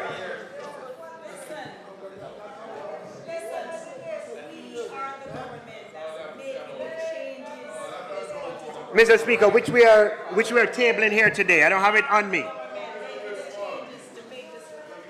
But Mr. Speaker, this is a significant budget. This is the 9th budget of this administration, Mr. Speaker. And this is the 7th consecutive year of absolutely no new taxes.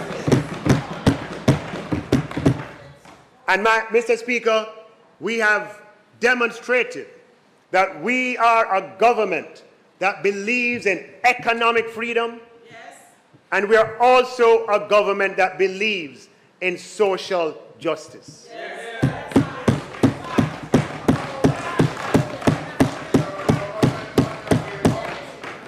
Mr. Speaker, the Prime Minister announced a groundbreaking measure that will have a tremendous impact on inequality in Jamaica with the creation of the Jamaica 60 trust funds that he announced, Mr. Speaker.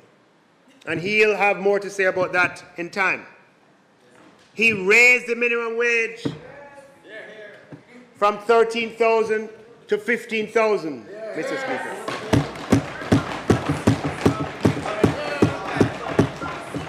and provided a raft of benefits for persons in seeking housing.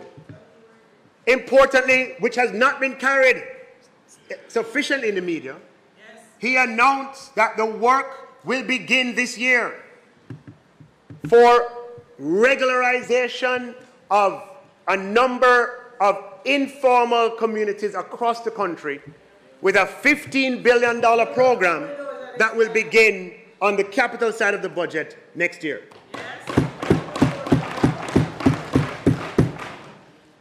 Mr. Speaker, in addition to that, we are implementing for the first time a reverse income tax credit, which will apply $20,000 to all Jamaicans earning below $3 million who contribute to the Jamaican system. We will be increasing the pension exemption and the age exemption such that pensioners who are over the age of 65 and who earn more than the current income tax threshold of $1.5 million will have the opportunity for $135,000 more on their pension.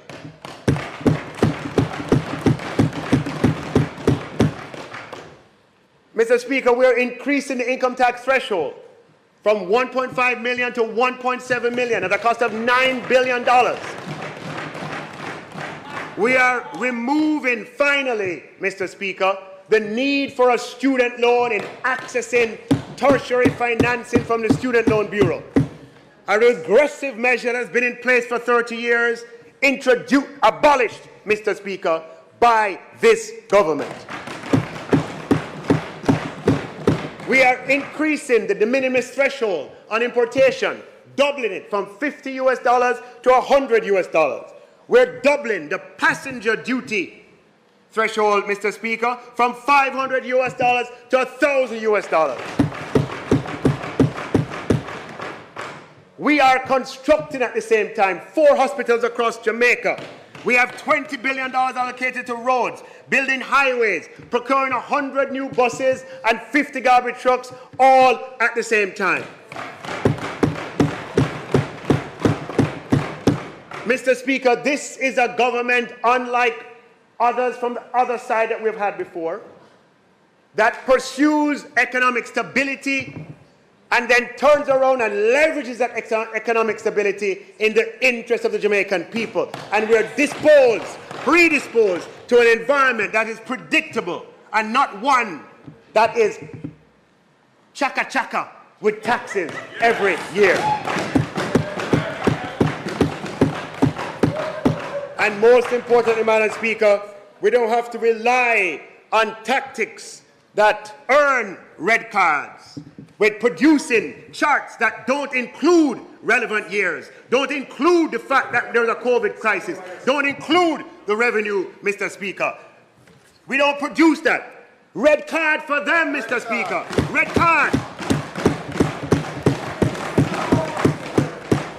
So, Mr. Speaker, it is with that, Mr. Speaker, of presenting a budget that pushes them into the corner and forces them to make those kind of flip-flop, unprincipled mistakes, Mr. Speaker.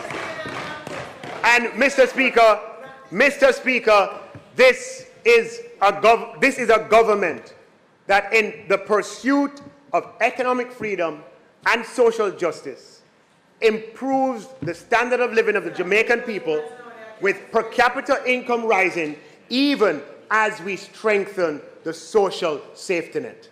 We introduced a social pension, Mr. Speaker. We introduced a tourism workers pension scheme, and we will introduce the unemployment insurance. And Mr. Speaker, with that, Mr. Speaker, I conclude the closing presentation to the budget debate for 2024-25.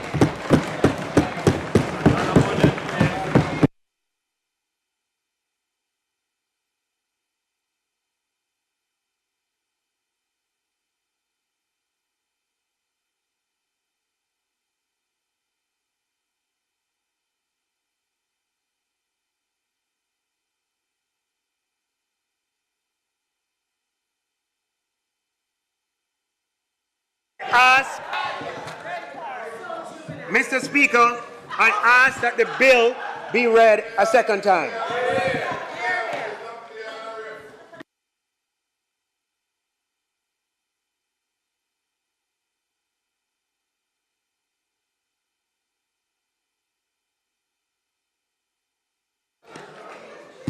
The question is that the bill be read a second time. Those in favor? Those against? The ayes have it. Clarke.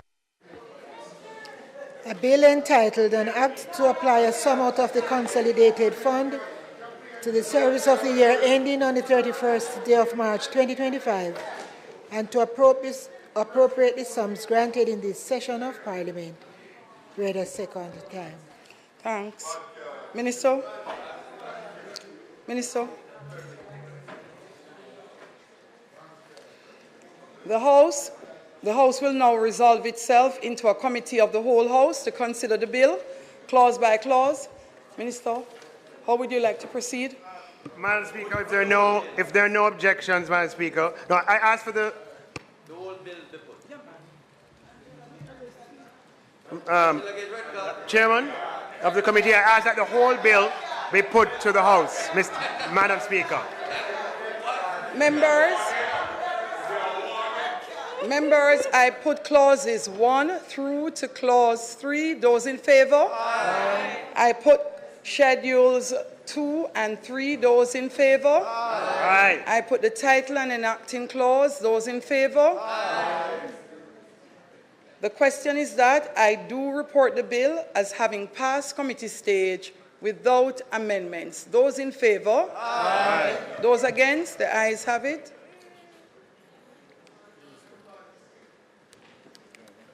Madam. Not as yet, Minister. 1 minute. I do report the bill as having passed committee stage without amendments. Minister? Madam Speaker, I now ask that the bill be read a third time. Madam Clarke? Members, the question is that the bill be read a third time. Those in favor? Aye. Those against? The ayes have it.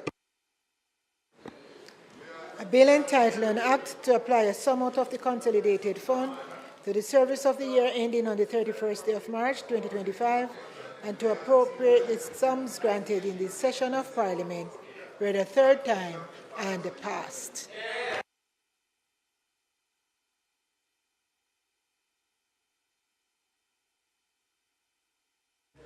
House Leader? Yes.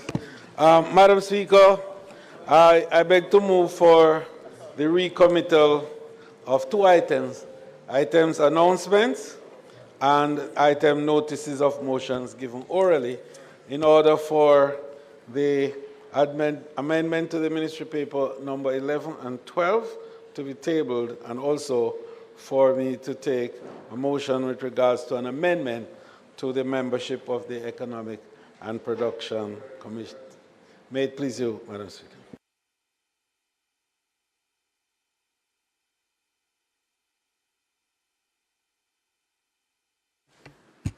Members, the question is that we recommit announcements and notices of motions given orally. Those in favor? Aye. Those against? The ayes have it. Announcements? Also laid on the table of the House today are copies of the amendment to the Ministry Paper number 11 of 2024 entitled Revenue Measures for the Financial Year 2024-2025. House Leader. Madam Speaker, I beg to give notice that at the next meeting of the House, I will move, be it resolved, with reference to the resolution approved by this Honourable House on the 29th day of September 2020, appointing an Economic and Production Committee, that the name Mr. Hugh Graham be deleted and the name Mr. Fitz Jackson be substituted thereto. And, Madam Speaker, I further beg to give notice that at a later stage today, I will move for the suspension of the standing orders to enable me to take this motion.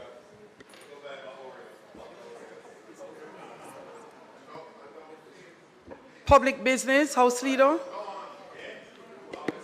Madam Speaker, I beg to move for the suspension of the standing orders to enable me to take the motion, notice of which I gave earlier. Those in favor? Those against? The ayes have it. House Leader.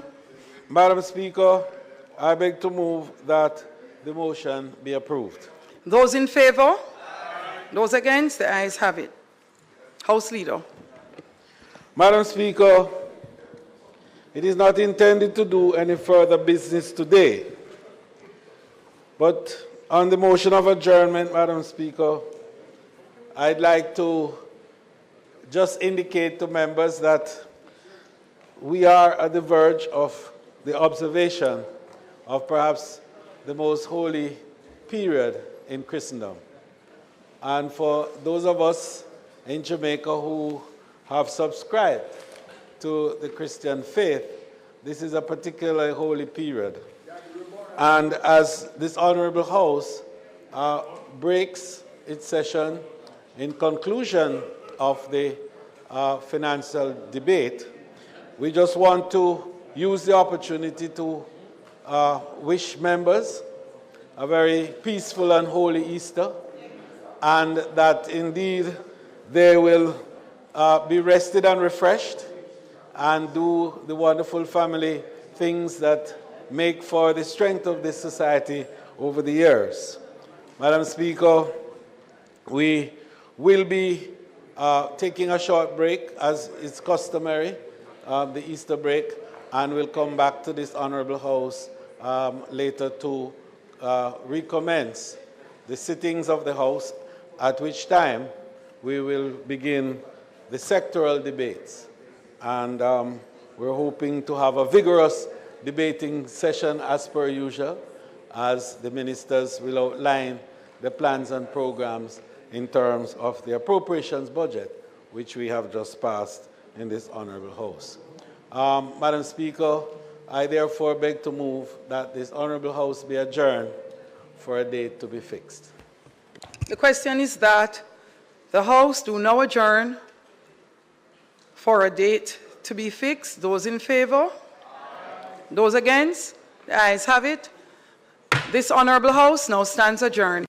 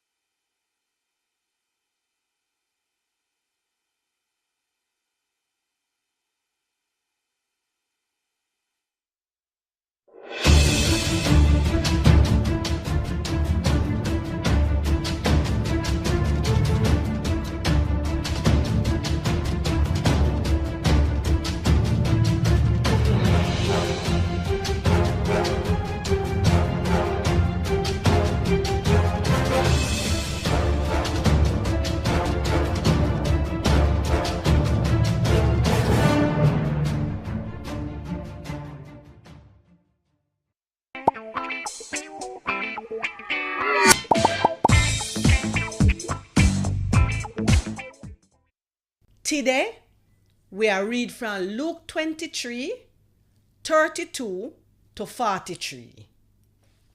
Then carry two criminals for go kill them same time